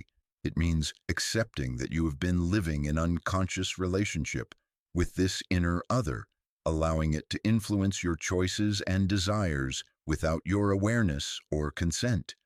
As recognition deepens into dialogue, you begin to discover that the anima or animus has its own perspective, its own values, its own way of seeing and being in the world. The anima might speak of the importance of beauty and meaning, of the need for reflection and inner space, of the value of emotional truth over external achievement. The animus might emphasize the necessity of clear thinking, of taking decisive action, of standing up for principles even when it creates conflict. These conversations, conducted in the privacy of your solitude, gradually reveal the poverty of your one-sided development. You begin to see how many opportunities for growth and creativity you have missed by refusing to acknowledge these contrasexual qualities within yourself. The masculine psyche recognizes how its dismissal of emotional intelligence has limited its capacity for deep relationship and artistic expression.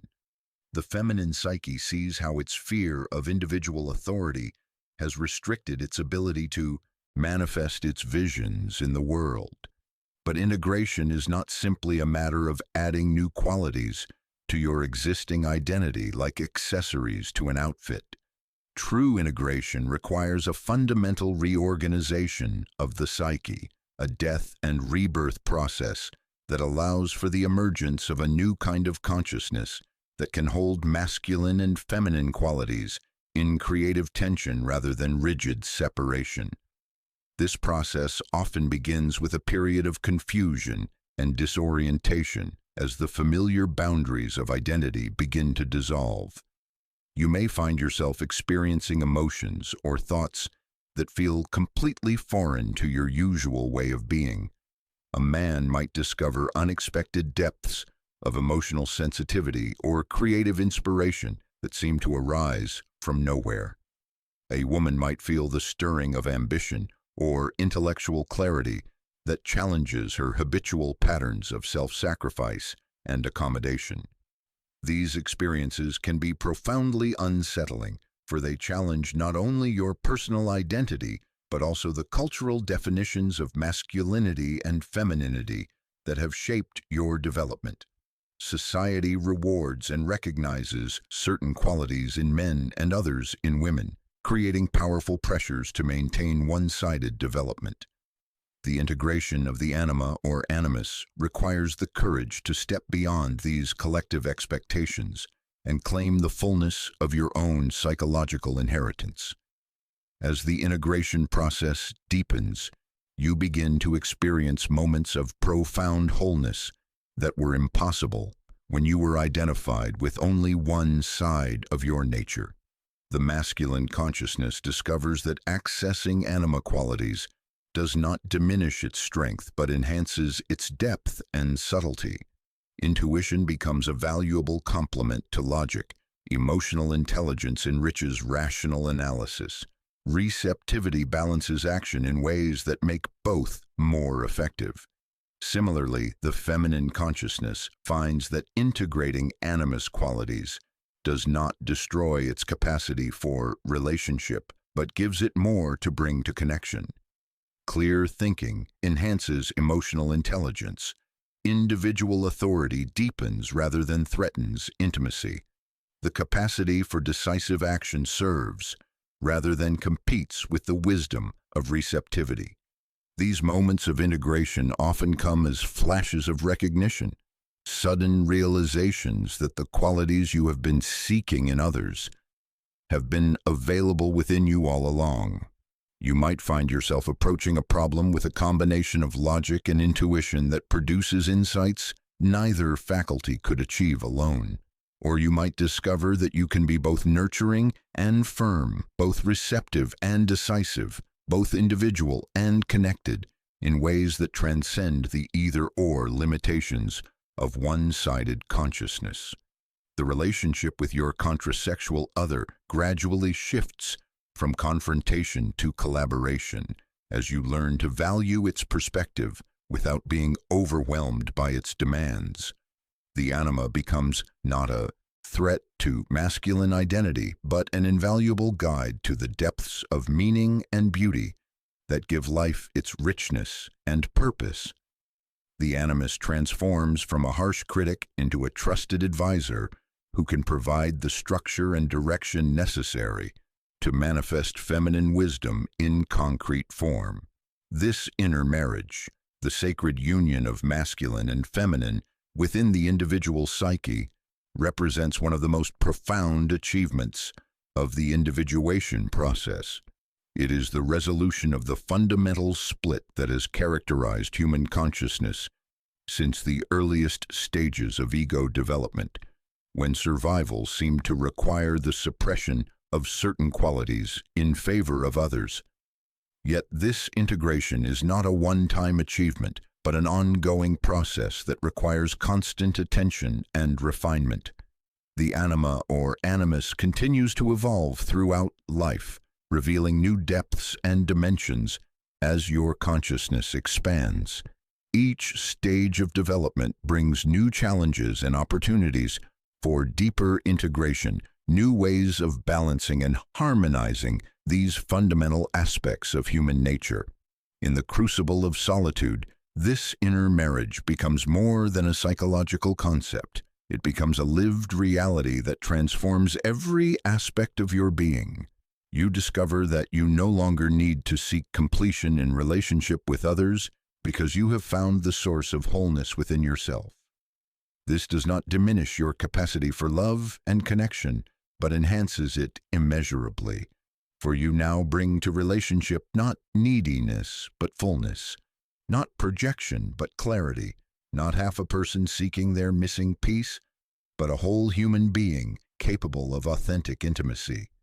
The wisdom that emerges from this integration extends far beyond personal psychology into the realm of creative expression and spiritual realization. The inner marriage of anima and animus becomes the source of genuine creativity, the union of inspiration and manifestation, vision and execution, receptivity and action that allows for the birth of something genuinely new in the world. This creative capacity is not limited to artistic expression, but encompasses every aspect of life: the way you approach work, the quality of your relationships, your capacity to respond to challenges with both wisdom and strength. The integrated personality becomes a source of healing and wholeness, not only for itself, but for the collective consciousness of humanity, which desperately needs models of what it means to be fully human rather than half-developed representatives of one gender or the other. As this chapter of your journey reaches its culmination, you carry within you a profound secret that the world has largely forgotten. That wholeness is not something to be found in another, but something to be discovered within yourself through the courageous integration of all aspects of your nature. The anima or animus, once experienced as a foreign presence demanding recognition, has become an intimate partner in the ongoing creation of your authentic self. This inner partnership transforms your relationship to solitude itself. Where once you may have experienced aloneness as isolation or deprivation, you now discover it as a sanctuary where the inner marriage can be tended and deepened. You are never truly alone because you carry within you both sides of the creative polarity, both aspects of human consciousness, both the question and the answer in the eternal dialogue between masculine and feminine principles. The confrontation with your contrasexual other, which began as one of the most challenging aspects of the solitude journey, reveals itself as one of its greatest gifts.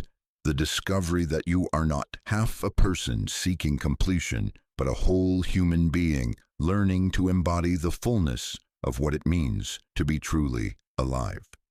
This realization will serve as a foundation for everything that follows, for you now know that whatever lies ahead in your journey, you carry within yourself all the resources necessary for creative response and conscious transformation.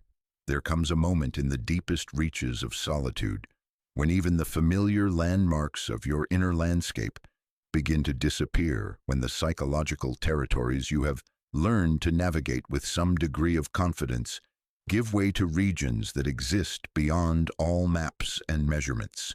This is the threshold of the creative darkness, not the darkness of depression or despair, though it may masquerade as such to the unprepared consciousness, but the fertile void from which all genuine creation emerges. Like Persephone called to the underworld by forces she cannot name or resist, you find yourself drawn into depths that appear as death to the surface world, but reveal themselves as the source of all life-giving power. This descent is not chosen by the ego, but imposed by the self, which knows that certain forms of transformation can only occur in the deepest chambers of the psyche, where the light of ordinary consciousness cannot penetrate and interfere with the mysterious processes of gestation and birth. The invitation to this descent often arrives disguised as emptiness, as a profound sense that everything you have built in your life lacks substance or meaning. The achievements that once brought satisfaction feel hollow. The relationships that once nourished now seem unable to reach the depths where you actually live. The beliefs and philosophies that once provided orientation appear as thin constructions, unable to bear the weight of lived experience. This is not the cynicism of the disillusion, but the clarity of the soul, recognizing that it has outgrown the containers that once held its truth. In the conventional world, this experience might be pathologized as depression or crisis, something to be fixed or medicated back to functionality. But in the secret language of the psyche, it is an invitation to initiation, a summons to descend below the level of constructed identity into the primordial waters from which new forms of being can emerge. The darkness calls not to destroy, but to create, not to diminish, but to expand, not to end, but to begin again from depths previously unexplored. The descent begins with a dissolution of the familiar structures of purpose and meaning. The goals that once motivated your daily existence lose their compelling power. The roles that once defined your place in the world feel like costumes that no longer fit. The stories you have told about yourself and your destiny seem to belong to someone else entirely. This dissolution is not failure, but preparation, the necessary clearing of old forms to make space for whatever wants to be born through you. As you surrender to this process, you discover that the darkness you are entering is not empty at all, but pregnant with possibility. Like the rich soil of a forest floor, it contains the decomposed remains of everything that has died in your life. Every abandoned dream, every failed relationship, every creative project that never found its form, every aspect of yourself that you sacrificed to become acceptable to the world. But here in the darkness, these apparent failures reveal their true nature as compost, the organic matter from which new growth inevitably springs. The creative darkness has its own intelligence, its own timing, its own mysterious purposes that cannot be rushed or directed by the impatient ego. Like the natural processes of gestation, it unfolds according to laws that exist beyond human understanding or control. Seeds must lie dormant in the frozen ground of winter before they can burst forth in spring. Ideas must incubate in the unconscious depths before they can emerge into conscious articulation. The soul must descend into its own underworld before it can rise renewed and transformed. This intelligence manifests as a quality of waiting that is utterly different from the passive resignation of defeat. It is an active receptivity, a conscious participation in processes that are larger than your individual will or understanding. You learn to trust the darkness not because you comprehend its purposes, but because you sense its fundamental creativity, its essential benevolence toward the deepest truth of what you are and what you are becoming. In this fertile void, the usual distinctions between self and other, inner and outer, begin to dissolve in ways that would be terrifying if encountered without proper preparation. But the journey through emotional purification and the integration of your contrasexual other has prepared you for this more radical dissolution, this temporary death of the boundaries that normally organize conscious experience. You discover that you can surrender these familiar structures without losing yourself because you have found something deeper and more enduring than any constructed identity. Strange forms of knowing begin to emerge from this darkness, ways of understanding that bypass rational thought entirely. You might find yourself writing words that seem to come from nowhere, painting images that arise fully formed from depths you did not know existed, hearing melodies that play themselves through your inner silence. These are not products of personal creativity, but gifts from the collective unconscious, archetypal energies seeking expression through your particular vessel. This is why solitude is so essential to the creative process. In the presence of others, these delicate emergences from the unconscious are easily scattered by the demands of social interaction, the need to maintain coherent communication, the pressure to make sense according to collective standards of meaning. But alone in the darkness of your own depths, you can allow these strange births to occur without interference, can midwife their emergence into consciousness, without demanding that they conform to any pre-existing pattern or purpose. The creative forms that emerge from this darkness often bear little resemblance to anything you have created before.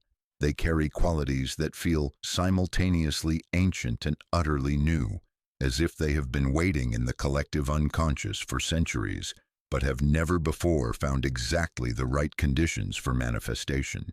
You become not the creator but the birthplace, not the author but the instrument through which something larger than your personal consciousness expresses itself. This experience fundamentally transforms your understanding of creativity itself. You recognize that true creation is not the product of ego will, imposing its desires upon raw material, but the result of consciousness making itself available to the creative impulses that arise from the depths of being. The artist's task is not to generate something from nothing, but to create the optimal conditions for the emergence of what already exists in potential form within the collective psyche. The descent into creative darkness also reveals the profound connection between destruction and creation, death and birth, dissolution and renewal. You discover that every authentic creative act requires the death of something that previously existed, old ways of seeing, established patterns of expression, familiar forms of beauty and meaning. The creative darkness is the space where these deaths can occur safely, where the composting process of transformation can unfold without premature interference from the ego's desire to preserve and control. This recognition brings both terror and liberation. Terror because it means that genuine creativity always involves stepping into the unknown, releasing attachment to existing achievements, risking the loss of established identity. Liberation, because it means that nothing is ever truly lost in the creative process. Everything that dies becomes the fertile ground for new growth. Every ending becomes a doorway to unprecedented beginning. As you remain present with the creative darkness, you begin to distinguish between its authentic voice and the false voices that masquerade as creativity. The ego-driven impulses toward self-expression, the desire to create something that will bring recognition or validation, the need to prove your worth through productive output, all of these reveal themselves as obstacles to genuine creative emergence rather than expressions of it. True creativity, you discover, has a quality of selflessness about it, a sense that you are serving something larger than your personal desires or ambitions. The creative darkness teaches you to recognize this authentic impulse by its characteristic feeling tone, a sense of rightness that exists independent of outcome, a conviction that this particular expression wants to exist regardless of whether it brings you any personal benefit, a knowing that you are participating in the universe's ongoing creation of itself. The forms that emerge from this authentic creative darkness often carry healing power not only for yourself, but for others who encounter them. Because they arise from the deepest layers of the psyche, they speak in the universal language of archetypal experience. A poem written from this depth can awaken recognition in readers who have never shared your personal circumstances. A painting that emerges from creative darkness can evoke healing responses in viewers who know nothing of your individual journey. Music that flows from this source can touch souls across all boundaries of culture and time. This is because the creative darkness is not merely personal but transpersonal, not individual but collective. When you descend to sufficient depth, you discover that you are no longer creating from your separate self, but from the shared depths of human experience. Your individual consciousness becomes a window through which the collective unconscious can glimpse itself and express its eternal themes in fresh and contemporary form. The discipline required for this kind of authentic creativity is entirely different from the forced productivity that contemporary culture often mistakes for creative work. Instead of pushing toward predetermined outcomes, you learn the art of deep listening, developing the capacity to remain present with whatever wants to emerge without immediately categorizing or directing it. This requires a quality of patience that our achievement-oriented society rarely cultivates, a willingness to trust processes that unfold according to their own mysterious timing. You discover that the creative darkness has seasons, rhythms of emergence and withdrawal that cannot be manipulated or controlled. There are periods when the depths seem to offer nothing but silence, when no forms arise no matter how open and receptive you become. These apparent dry spells are not failures but necessary phases of the creative cycle, times when the soil of the unconscious is being enriched, when new seeds are being planted in depths too profound for conscious awareness. Learning to honor these seasons of apparent barrenness is one of the most difficult aspects of authentic creative practice. The ego wants constant productivity, measurable progress, evidence that it is accomplishing something worthwhile. But the creative darkness operates according to different laws, organic rhythms that cannot be hurried or forced. The wise creator learns to use these seemingly empty periods for deepening rather than forcing, for cultivation rather than harvest, for trust rather than anxiety. As your familiarity with the creative darkness grows, you begin to recognize it as a sacred space, a natural cathedral where the mysteries of existence are celebrated through the ongoing birth of new forms. Every authentic creative act becomes a form of worship, a participation in the divine creativity that continuously brings forth the universe.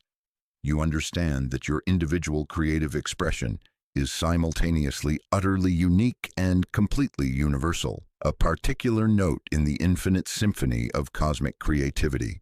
The descent into this darkness also transforms your relationship to your own creative history.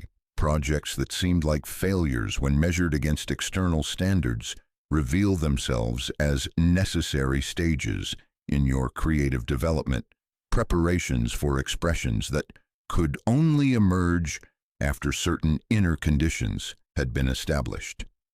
Nothing that arose authentically from the depths was ever wasted, even if it never found external form or recognition. This recognition brings profound healing to the wounded places in your creative psyche, the parts that have been criticized or rejected by the world's standards of value and beauty. You understand that the creative darkness is utterly non-judgmental, that it values authenticity over achievement, depth over surface appeal, truth over marketability. In its depths, every genuine expression has equal worth because each represents a unique facet of the infinite creativity that is the source of all existence. As you develop trust in this process, you find that you can descend more readily into creative darkness whenever deeper inspiration is needed. It becomes a familiar refuge, a reliable source of renewal when surface creativity has exhausted its possibilities. You learn the subtle signs that indicate when such a descent is needed. A sense of staleness in your expression, a feeling that you are repeating familiar patterns without fresh vitality, an inner emptiness that can't be filled by external stimulation. The creative darkness also teaches you to recognize and trust the subtle stirrings that indicate when something new is beginning to emerge. These early movements are often so delicate that they can be easily overwhelmed by premature analysis or expectation. Learning to sense their presence without grasping them, to nourish their growth without controlling their direction, becomes one of the most refined skills of authentic creative practice. The solitude that contains this descent serves as protection for these delicate processes of creative birth. Like the darkness of the womb that protects the developing fetus from external stimulation that might interfere with proper growth, your solitude creates the necessary conditions for authentic creativity to unfold according to its own inherent wisdom. The absence of external demands, expectations, and distractions allows you to remain present with whatever wants to emerge without the pressure to make it conform to others' standards or needs. In the deepest stages of this descent, you may experience what can only be described as communion with the creative source itself, not as a separate entity, but as the fundamental principle of existence, of which you are a temporary expression. These moments of unity are beyond description in ordinary language, for they occur in realms where subject and object, creator and created, dissolve into pure creative flow. From these experiences of profound union, you return with gifts that cannot be obtained through any other means. A direct knowing of your participation in the cosmic creative process, an unshakable trust in the intelligence that guides all authentic expression, a capacity to remain present with the unknown that allows new possibilities to emerge through you without interference from the ego's need to control or understand. The creative forms that emerge from these deepest descents often carry a quality of necessity about them, as if they represent something that needed to exist in the world, but could only come through your particular combination of consciousness and circumstances. This recognition transforms your relationship to your own creative work, from optional self-expression to essential service, from personal indulgence to cosmic responsibility.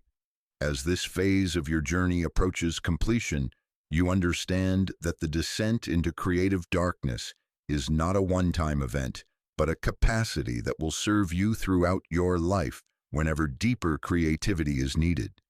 You have learned to trust the dissolution that precedes all authentic creation, to welcome the emptiness that is actually fullness, waiting to reveal itself, to embrace the darkness that is the womb of all light. The creative darkness that once seemed like death to your surface consciousness reveals itself as the most alive place in the universe, the eternal source from which all forms emerge and to which they return to be renewed. You have become its familiar, its trusted partner in the ongoing creation of beauty and meaning, its instrument for bringing what has never existed before into manifestation. This descent, which began as an involuntary dissolution of familiar structures, concludes as a voluntary capacity to participate consciously in the universe's creative process. You carry within you now the profound secret that creation and destruction are one movement, that emptiness and fullness are the same reality seen from different perspectives, that the darkness that seems to threaten the ego is actually the source of everything that makes existence worth living. The creative power that emerges from this descent will inform everything that follows in your journey, for you have touched the source from which all authentic expression flows, whether that expression takes the form of art or relationship, work or service, solitary contemplation or engagement with the world. It will carry the unmistakable fragrance of authenticity that can only come from this deep communion with the creative darkness at the heart of all existence. There comes a moment in the journey of the soul when the fog of confusion begins to lift, not because the landscape has changed, but because our eyes have learned to see in the darkness. You have been walking through what feels like an endless winter of the spirit, believing yourself abandoned, cast out from the warm circles of human connection, left to wander in the wilderness of your own making. But now, in this sacred pause between breaths, between one chapter of existence and the next, a profound recognition dawns like the first light touching the horizon after the longest night. The isolation that has wrapped around you like a heavy cloak was never random cruelty. It was never the universe's indifference to your suffering, nor was it punishment for some unnamed transgression against the gods of belonging. No, what you have lived through, what you are still living through, is something far more mysterious and intentional. It is the cosmos operating with the precision of a master surgeon, making incisions so exact, so necessary, that only now can you begin to understand the sacred anatomy of your own transformation. Consider the gardener who, in the depths of winter, walks among the bare branches and sees not death, but dormancy. The untrained eye beholds only barrenness, the stark geometry of lifelessness against a gray sky. But the gardener knows that beneath the frozen earth, in the secret chambers of root and seed, an invisible alchemy is taking place. The apparent emptiness is not emptiness at all. It is gestation. It is the profound intelligence of nature withdrawing all surface energy to concentrate it at the core, where the real work of becoming must happen. This is what has been happening to you. Every door that closed, every relationship that withered, every situation that dissolved beneath your feet, these were not failures. They were not evidence of your unworthiness or proof that you are somehow fundamentally flawed in your capacity to belong. They were the precise orchestrations of a wisdom far greater than the ego's desperate need to cling to the familiar, far more sophisticated than the mind's frantic attempts to control the variables of existence. The cosmos has been performing surgery on your life, and like all profound healing, it has required anesthesia, the numbing sense of disconnection, the fog of not understanding why, the protective mechanism of isolation that shields the delicate work from interference. But surgery, no matter how necessary, how healing its ultimate intent, always feels like violence to the one undergoing it. The patient cannot see the surgeon's loving precision. They can only feel the cutting away, the removal of what seemed essential to their survival. You have been that patient lying on the operating table of existence, feeling parts of your life systematically removed. The job that once defined you carved away. The relationships that seemed to promise forever cleanly severed. The identity you had constructed with such careful attention dissolved like sugar in rain. And through it all, the persistent, aching question, why? Why this relentless subtraction? Why this systematic isolation from everything that once felt like home? The answer arrives not as explanation, but as recognition, not as words, but as knowing. You were being prepared. Every severance was strategic. Every loss was precisely calculated to remove the obstacles that would have prevented your metamorphosis. Like a butterfly in its chrysalis, you needed to be enclosed in apparent darkness, dissolved into seeming nothingness, so that something entirely new could emerge. The ego fights this recognition with its familiar arsenal of resistance. It insists on seeing the isolation as abandonment, the loss as failure, the dissolution as death without rebirth. The ego cannot conceive of a love so vast that it would orchestrate apparent cruelty for the sake of ultimate liberation. It cannot fathom a wisdom so profound that it would remove all external supports to force the discovery of internal strength. The ego speaks in the language of immediate comfort, of surface solutions, of quick returns to the familiar territories of belonging. But beneath the ego's protests, beneath its demands for restoration of what was lost, something deeper stirs. The self, that eternal, indestructible center of your being, begins to whisper its ancient knowledge. It speaks of cycles within cycles, of death that is always prelude to resurrection, of winters that are never final but always preparatory. It reminds you of patterns written in the very fabric of existence, the seed that must be buried to sprout, the caterpillar that must dissolve to become the butterfly, the hero who must journey into the underworld to return with medicine for the upper world. This recognition transforms everything. The loneliness that felt like exile reveals itself as sacred solitude. The emptiness that seemed like absence shows its true face as spaciousness. The vast, open field where new growth becomes possible. The silence that felt like abandonment becomes the profound quiet in which you can finally hear your own voice, your true voice, speaking from depths that were always there but could never be heard above the noise of constant external engagement. You begin to understand that what felt like the universe's indifference was actually its ultimate attention, like a master craftsperson who removes every unnecessary element from their creation. Existence has been sculpting you through subtraction. Every person who walked away, every opportunity that dissolved, every support that crumbled. These were not failures of connection, but successful separations of what was false from what is true, what was convenient from what is necessary, what served your ego from what serves your soul. The timing of it all begins to make sense in a way that transcends rational understanding. You see now why certain relationships had to end when they did, not a moment sooner, when you might have clung too tightly to prevent the necessary learning, and not a moment later when their continuation would have stunted your growth.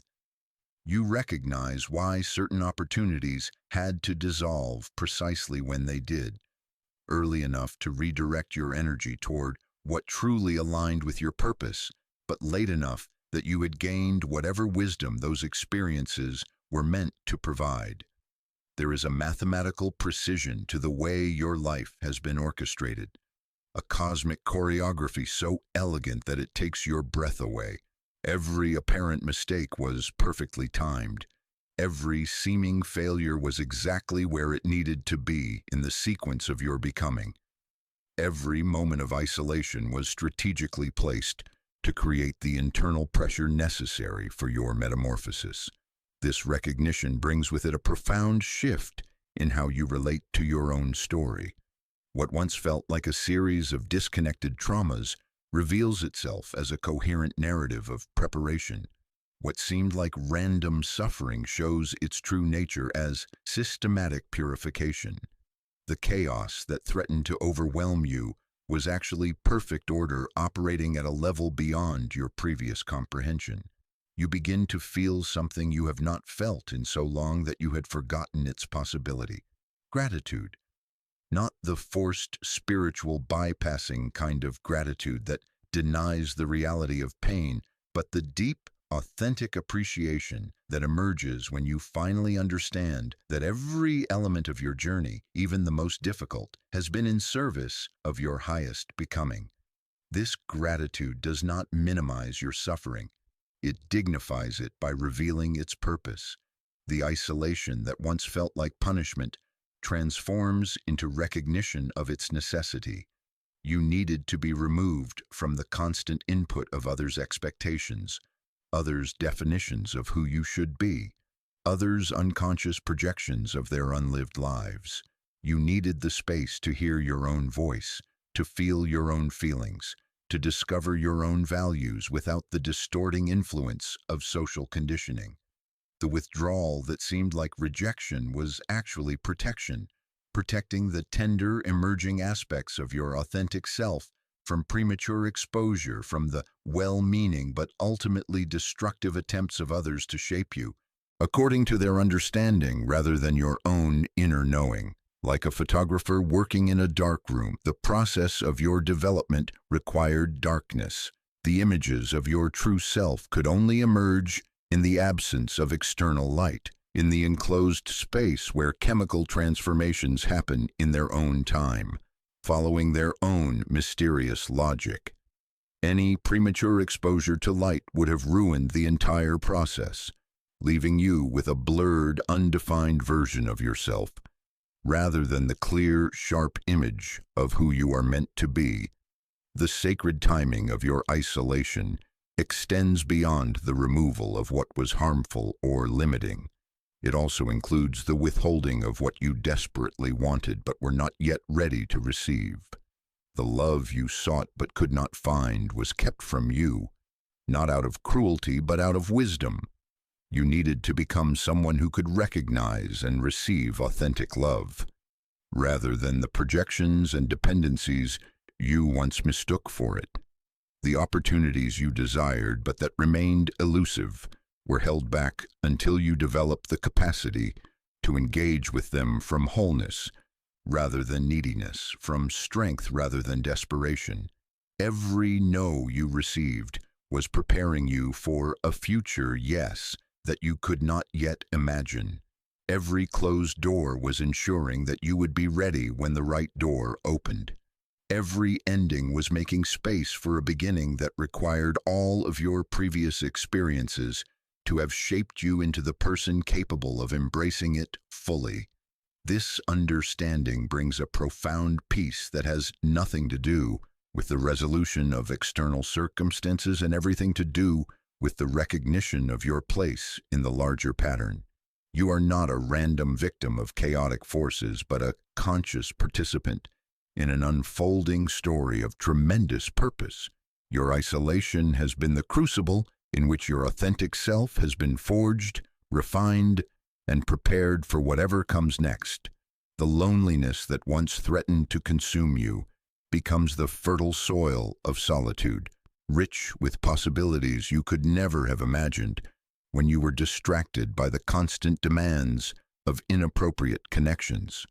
In this solitude, you discover companions you never knew existed, aspects of yourself that could only emerge in the absence of external mirrors, internal voices that could only be heard in the silence between social interactions, creative impulses that required emptiness to take form. You begin to see that what you interpreted as isolation was actually intimacy, intimacy with yourself, with the natural rhythms of your own being, with the subtle energies that flow through you when you are not performing for an audience or adapting to others' needs. This intimacy reveals itself as the foundation for all other authentic connections, the prerequisite for any relationship that will nourish rather than diminish your essential nature. The recognition of sacred timing extends to every aspect of your experience. The depression that felt like a curse reveals itself as the necessary decomposition that precedes new growth. The anxiety that seemed to signal your inadequacy shows its true face as the sensitive awareness that was protecting you from situations and people that were not aligned with your emerging truth. The confusion that threatened to overwhelm you was actually the dissolution of false certainties that had to crumble before authentic knowing could take root. Even your mistakes, your poor choices, your moments of weakness, all of these find their place in the sacred geometry of your becoming. They were not departures from your path, but essential elements of it, teaching you discernment through contrast, showing you what does not serve by letting you experience its consequences, building the wisdom that could only come through direct encounter with your own shadows and limitations. The guilt you have carried for choosing solitude over social obligation, for disappointing others by following your inner promptings rather than their expectations, for seeming selfish in your withdrawal from relationships that others found nurturing. This guilt dissolves in the light of understanding. You were not being selfish, you were being responsive to a calling that others could not hear, following guidance that was meant for you alone, honoring a timing that operated according to laws deeper than social convenience. Your withdrawal was not a rejection of others, but a protection of them. Protection from the unconscious ways you would have used their energy to avoid your own necessary transformation. Protection from the projections you would have cast upon them in your unhealed state. Protection from the dependencies you would have created that would have stunted their growth as well as your own. The sacred timing of your isolation has been preparing not only you, but the entire web of relationships that will eventually form around your authentic self. By withdrawing when you did, by remaining in solitude as long as necessary, you are ensuring that when you do re-engage with others, it will be from a place of wholeness rather than neediness, offering rather than taking, authentic connection rather than unconscious entanglement. This recognition brings with it a profound trust in the process of your life, even when, especially when, that process defies logical understanding or social expectations. You begin to move through your days with the confidence that comes not from knowing what will happen next, but from trusting the intelligence that has orchestrated everything up to this point. You develop the patience to wait for right timing rather than forcing premature action, the discernment to recognize what is ready to emerge and what still needs more time in the darkness of becoming. The isolation that once felt like exile transforms into a sacred retreat, a monastery of the soul where you are both student and teacher, learning the ancient curriculum of becoming yourself. In this retreat, you discover that you are never truly alone. You are always in relationship with the vastness of existence, always in communion with the forces that are shaping you, always held by the love that is orchestrating your entire journey, even when that love operates in ways that challenge your understanding. As this recognition deepens, you find yourself moving from resistance to collaboration, from fighting your circumstances to dancing with them, from demanding that life conform to your expectations to allowing yourself to be shaped by its wisdom.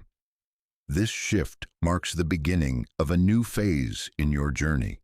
No longer the unconscious victim of seemingly random events, but the conscious participant in a process of becoming that is both deeply personal and universally meaningful.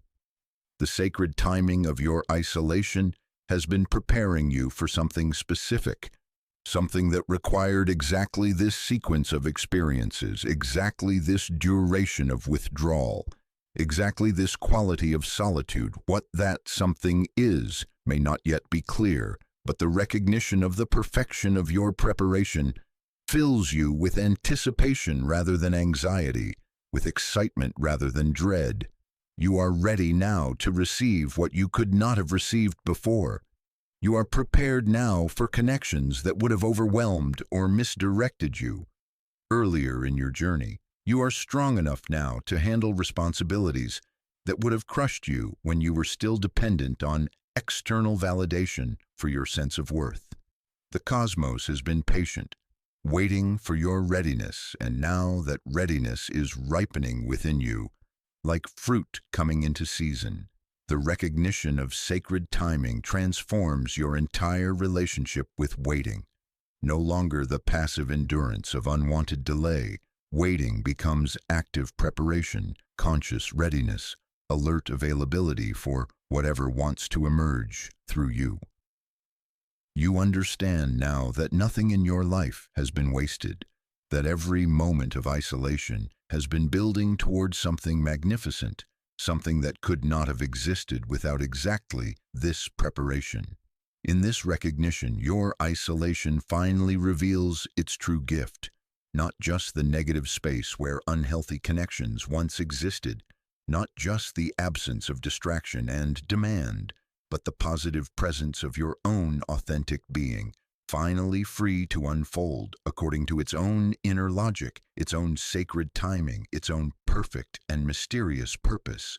From the ashes of who you thought you were, something unprecedented begins to stir, not the familiar stirring of desire that once drove you toward external conquests, not the restless energy that sought validation in achievements and acquisitions, but something altogether different, a quiet authority that rises from depths you never knew existed within you.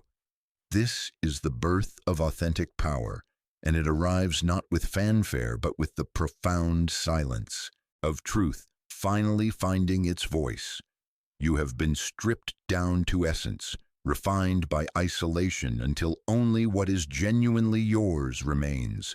The personality you constructed to please others has crumbled.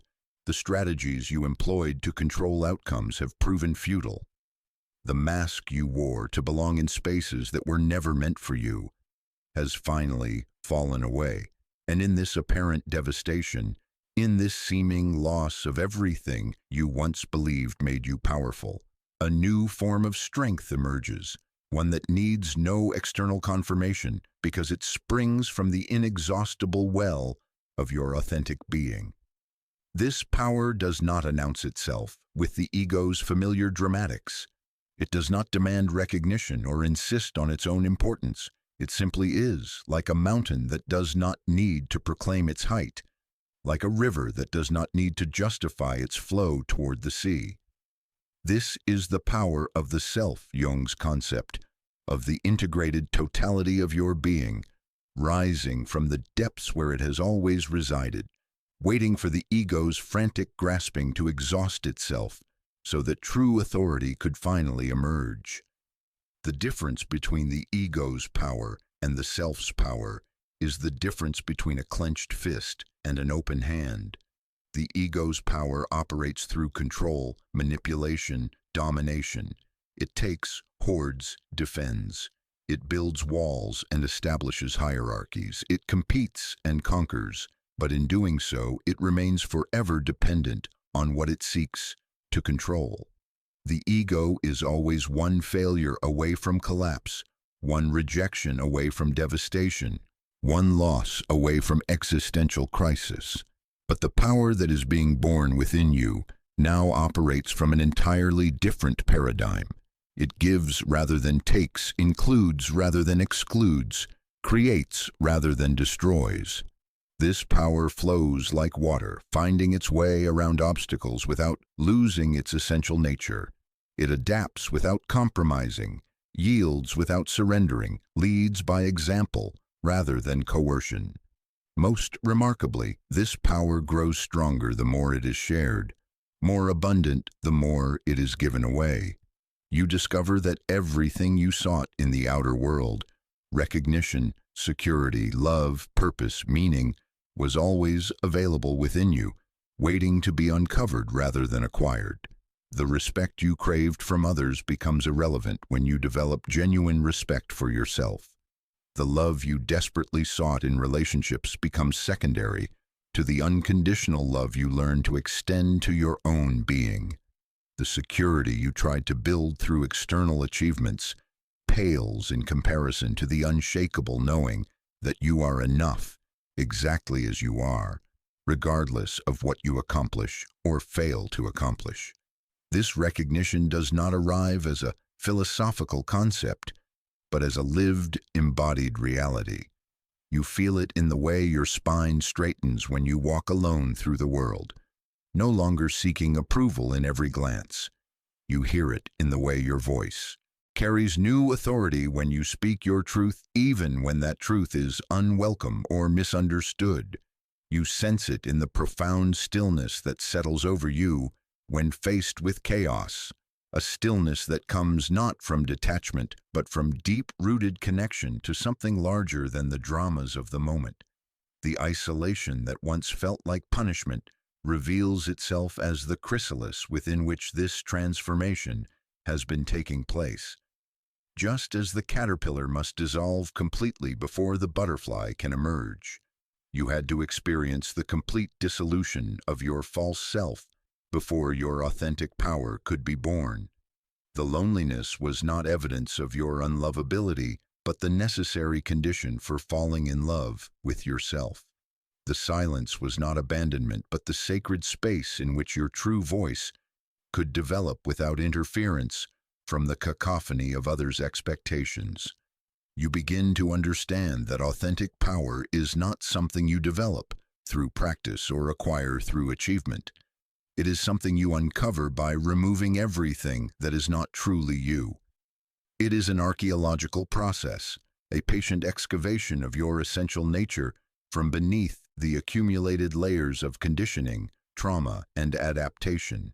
Every relationship that ended, every role that no longer fit, every identity that dissolved, these were not losses but liberations, each one removing another barrier between you and the inexhaustible power source that has always resided at your core. This power manifests first in your relationship with yourself. You notice that the internal critic that once dominated your inner landscape has been replaced by a compassionate but discerning witness. You no longer need to convince yourself of your worth, because worth is not something you have or lack. It is what you are. The frantic inner dialogue that once exhausted your mental energy gives way to periods of profound inner quiet, pregnant silences in which wisdom gestates and clarity emerges without effort. Your relationship with fear undergoes a fundamental transformation, where once you ran from discomfort or tried to manage it through control, you now find yourself able to sit with uncertainty, to breathe through anxiety, to allow difficult emotions to move through you without being overwhelmed by them. This is not the false courage of denial, but the authentic bravery that comes from knowing that you are larger than any emotion, deeper than any temporary state, more enduring than any passing circumstance. The power reveals itself in unexpected ways. In conversations, you find yourself speaking less but saying more. Your words carry weight because they arise from truth rather than strategy. You no longer feel compelled to fill every silence or smooth over every awkwardness. You can allow others their discomfort without rushing to rescue them from it. You can hold space for difficult truths without trying to soften them or make them more palatable. In your professional life, this power manifests as an unshakable knowing of your value that transcends job titles, salaries, or external recognition. You begin to approach work as an expression of your authentic self rather than a performance designed to please others.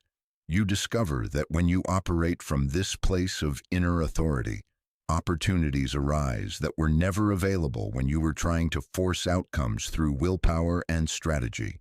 The transformation extends to how you handle conflict, where once you either avoided confrontation or engaged in it from wounded ego, you now find yourself able to disagree without being disagreeable, to hold your ground without attacking others, to defend your boundaries without building walls. Your power is not threatened by others' power, because you understand that authentic power is not a finite resource to be hoarded, but an infinite energy that expands when shared. You notice that people respond to you differently now, though you are not performing differently for their benefit. There is something in your presence that invites honesty, something in your energy that discourages pretense. Those who are committed to living from false selves find themselves uncomfortable in your presence, while those who are ready for authenticity are drawn to you like moths to flame. You become a permission slip for others to drop their masks, a living example that authentic power is not only possible, but infinitely more satisfying than the ego's hollow victories. The power that is emerging within you is not power over others, but power with others. You discover that true leadership is not about commanding, but about inspiring, not about controlling, but about creating conditions in which others can discover their own authentic power. Your influence grows not through manipulation, but through the simple act of being fully yourself, demonstrating by your very existence that it is possible to live from truth rather than fear, from love rather than need, from abundance rather than scarcity. This authentic power transforms your relationship with time itself. You no longer feel driven by external deadlines or compelled to prove yourself through constant productivity. You develop what Jung called kairos consciousness, an awareness of right timing that transcends the mechanical ticking of chronological time. You learn to move when movement is called for and to be still when stillness serves. Your actions arise from inner knowing rather than external pressure, and because of this, they carry a force and effectiveness that surprised even you. The financial aspects of your life begin to shift as well.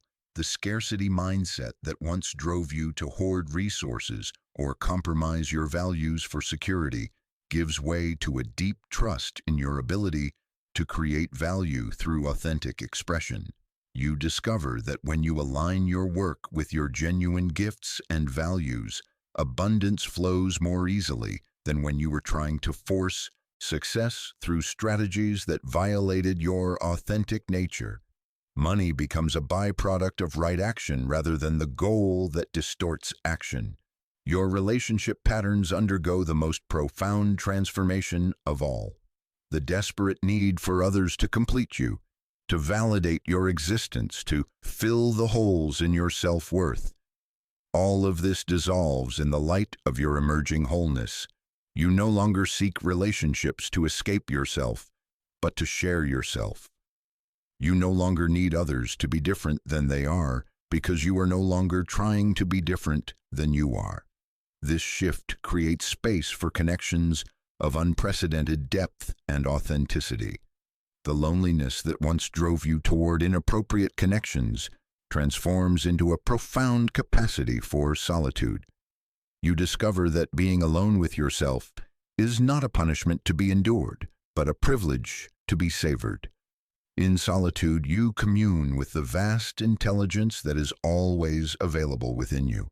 You access creative impulses that only emerge in silence. You receive guidance that can only be heard when the noise of social interaction subsides. This capacity for solitude paradoxically makes you more available for authentic connection. When you are not needy, others do not feel drained by your presence. When you are not performing, others feel safe to drop their own performances. When you are not trying to get something from relationships, you become capable of truly giving to them. The power that has emerged from your isolation now serves not to separate you from others, but to connect with them from a place of wholeness rather than woundedness. You begin to understand that your period of withdrawal was not a retreat from life, but a preparation for deeper engagement with life. Like a tree that must grow deep roots in order to support a magnificent canopy, you needed to establish profound inner stability before you could offer your gifts to the world without losing yourself in the process. The authentic power that is emerging within you is not meant to be hoarded in eternal solitude, but to be shared with a world that desperately needs what only your unique journey could have created. The fear that once plagued you, the fear that you are not enough, that you don't have what it takes, that you will be rejected or abandoned if you show your true self. All of this dissolves in the face of your emerging authentic power. You realize that your enoughness is not a quality you possess, but the very ground of your being. You don't have what it takes. You are what it takes. Rejection and abandonment lose their sting when you understand that those who cannot appreciate your authentic self were never truly available for real connection anyway. This power expresses itself through radical self-acceptance. You stop trying to improve yourself and start simply being yourself. This does not mean you become complacent or stop growing. Quite the opposite. When you are not expending energy maintaining false selves or fighting against your true nature, tremendous energy becomes available for authentic growth and creative expression. You evolve not through forcing change, but through removing the obstacles to your natural unfolding. The guilt that once accompanied your self-focus, your boundary setting, your refusal to accommodate others at your own expense. All of this dissolves as you recognize that your authentic power serves not only you, but everyone whose life you touch. When you operate from wholeness rather than woundedness, you model possibilities that others may not have known existed. When you refuse to compromise your essential nature, you give others permission to honor theirs. When you say no to what depletes you, you become more available to say yes to what truly serves. You discover that the power emerging within you is not yours alone, but belongs to the larger pattern of evolution, to the universal impulse toward consciousness and authenticity that is working through all beings. You are not separate from this impulse, but an expression of it, a unique note in the vast symphony of becoming that the cosmos is always composing. Your authentic power is your contribution to this symphony, your particular way of serving the larger unfolding of consciousness on this planet. The isolation that birthed this power begins to transform into conscious choosing. You no longer avoid connection out of fear or need for protection, but you also no longer seek it out of desperation or loneliness. You engage with others when genuine resonance calls for it, and you withdraw when solitude serves your continued becoming. This conscious choosing replaces the unconscious patterns of connection and disconnection that once governed your social life. As this authentic power stabilizes within you, you begin to sense new possibilities emerging on the horizon of your life. Opportunities that would have terrified the old you now feel like natural next steps. Challenges that would have overwhelmed your ego-driven self now appear as invitations to express your authentic power in new contexts. The world begins to look different, not because it has changed, but because you are finally seeing it through the eyes of your true self, rather than the distorted lens of your wounded ego. The birth of authentic power marks not the end of your journey, but its true beginning. Everything that came before, all the struggle, the isolation, the dissolution of false identities, was preparation for this moment when you finally have access to the energy and authority you need to fulfill your unique purpose in the world. The caterpillar's job was to consume and grow. The butterfly's job is to pollinate and create beauty. Your period of isolation was the caterpillar phase of your existence. What emerges now is your capacity to bring beauty and life to whatever you touch, powered not by ego's desperate grasping, but by the self's inexhaustible generosity. This power is your birthright reclaimed, your authentic nature finally free to express itself without apology or compromise. It has been worth every moment of apparent loss, every day of loneliness, every night of confusion and doubt. From the ashes of who you thought you were, who you are truly meant to be has finally emerged, not diminished by the fire but refined by it, not weakened by the dissolution but strengthened through rebirth, ready now to engage with life from the unshakable foundation of your authentic being. The time of return has come, though it arrives not as a dramatic homecoming but as a quiet recognition that you no longer belong to the underworld of your own becoming. Like Persephone emerging from Hades with seeds of wisdom in her pockets, like Inanna ascending from the depths with the knowledge of death and rebirth inscribed in her bones, you rise from your sacred isolation carrying medicine that can only be distilled from the particular darkness you have traversed. The hero's journey completes its circle, but the one who returns is not the one who departed. You have been transformed by your descent into something the world desperately needs, but does not yet know how to name. You are the wounded healer now, bearing the scars that mark you as one who has been to the places where maps end and language fails. These scars are not evidence of your brokenness, but sacred tattoos, each one a testament to a particular teaching, a specific initiation, a unique transmission that you alone can offer to a world that is sick with the very diseases you have learned to heal within yourself. The wound and the gift are inseparable. The medicine emerges precisely from the poison you have learned to metabolize. This is the profound paradox that Jung understood so deeply, that our greatest wounds become our greatest sources of wisdom, that the very experiences that nearly destroyed us become the foundation for our capacity to heal others, not despite your suffering but because of it, not in spite of your isolation but through it. You have developed capacities that simply cannot be acquired through any other means. The University of your Solitude has granted you degrees in subjects that are not taught in conventional institutions. The art of sitting with unbearable loneliness until it reveals its hidden teachings, the science of dissolving false identities until authentic self emerges, the mystical practice of finding God in the very abandonment that seemed to prove God's absence. Your return to the world of human connection is not a retreat from the depths you have plumbed, but a bridge between two realms. You carry the underworld's wisdom into the upper world's activities, the darkness's insights into the light's daily business. This makes you a translator, a medium between the known and unknown, the conscious and unconscious, the socially acceptable and the soul's wild truth. You speak a language now that few understand, but many desperately need to hear, the language of authentic transformation, of necessary descent, of death that leads to resurrection. The world you return to has not changed, but your eyes have been irreversibly altered by what you have seen in the depths of your own psyche.